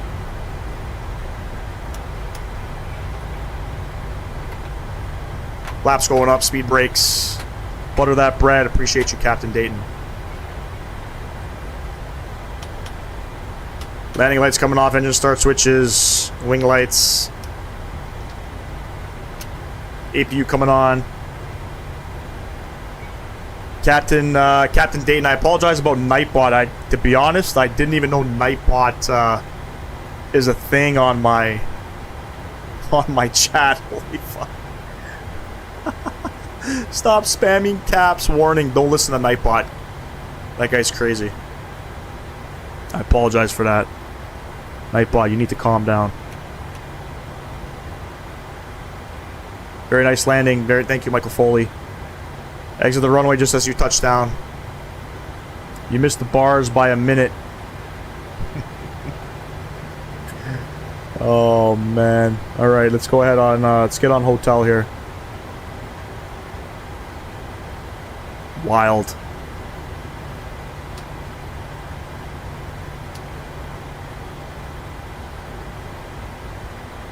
I missed the bars by a mile. Probably. Is that what you meant to say? Was I in the touchdown zone? I'd have to go back and look at that. What are we doing here? We're taking hotel. We're going to go back to where we started from. I think it was... where did we start from? Stand 34 left, right?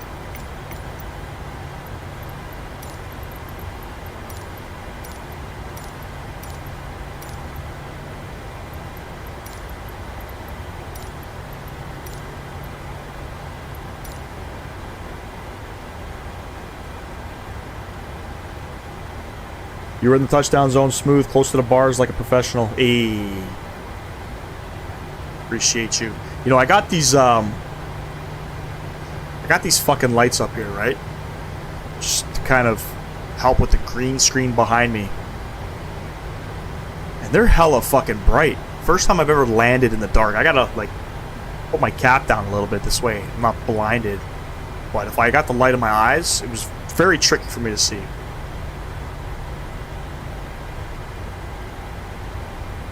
But I'll take it all day, every day. I got some good performance here right now. We're going back to gate 34 left. 34 left. That is the plan. And again, Captain Dana, I apologize about Nightbot.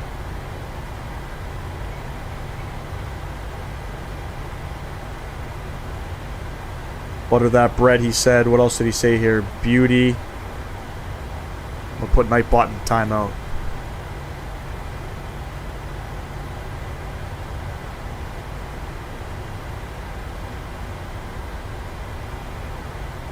Mr. Moo, what are you still doing up, man? Are you still in the chat?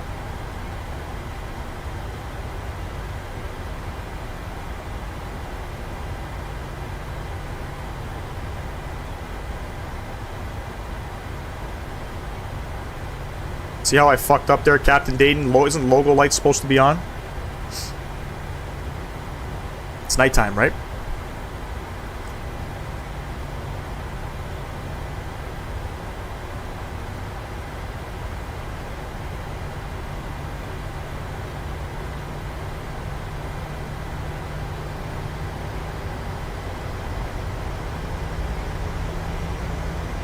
Go ahead and speed up here.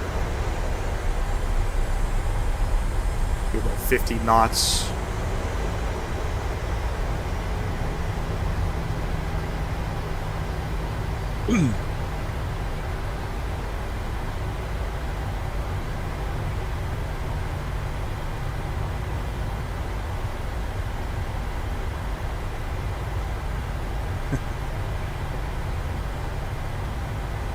Logo lights come on in the nighttime. I don't know. I don't hit the freaking chrono, whatever the hell you want to call it. I'm still learning.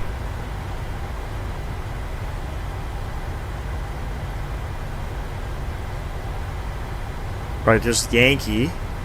We want to get off. Looks like a Bravo.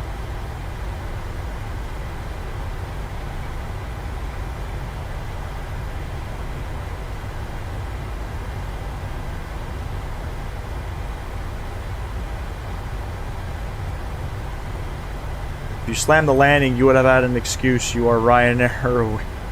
When you fly flare, still, if you slam it, it would not be bad because you do not get paid enough. Yeah, why do they always rip on Ryanair for their hard landings? I've seen as many hard landings as I've seen on YouTube from Ryanair. I've seen also smooth ones too. These guys are ripping on Ryanair, bouncing the airplane and shit.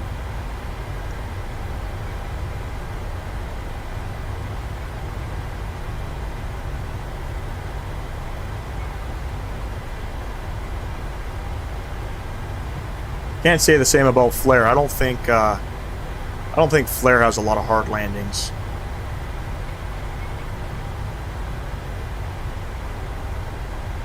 But even still, what did I get there? I got a 208. It felt smoother than that. I mean, I'll take that. Considering, you know, it's 11:15. Been up for, what is that, 19 hours? So we're going, I think, right over there. Oops, didn't mean to press that. The whole cabin came apart when the first female landed for Ryanair in real life. No offense to women. She bounced that thing, eh?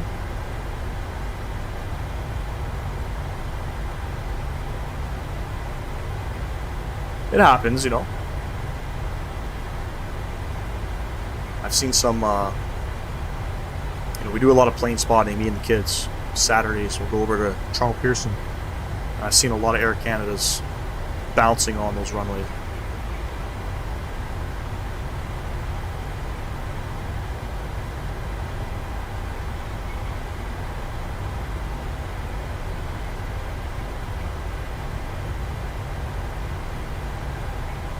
I guess I should have made it, if I'm doing like Ryanair ops, maybe the next Ryanair flight I do, I'll smash it down. We'll get a nice 300 feet per minute, no?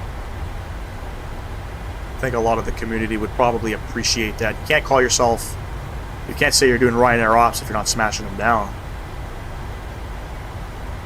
We're the first gate over here. Yeah, performance not that great here.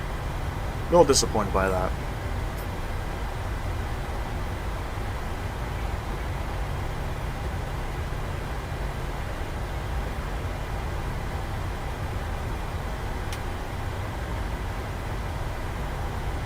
In Ryanair passion there. 34 left.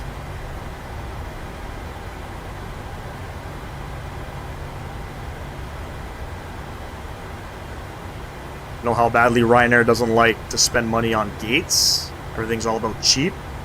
So we're not going to a gate here. We're going to a stand. We're going to pull out our stairs. You know?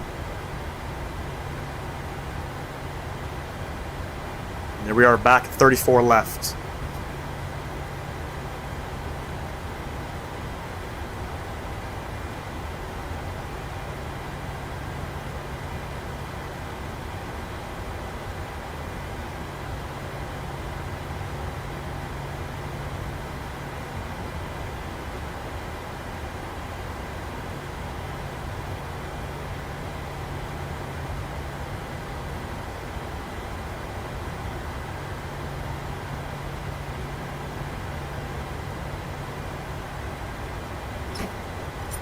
Park and brake coming on.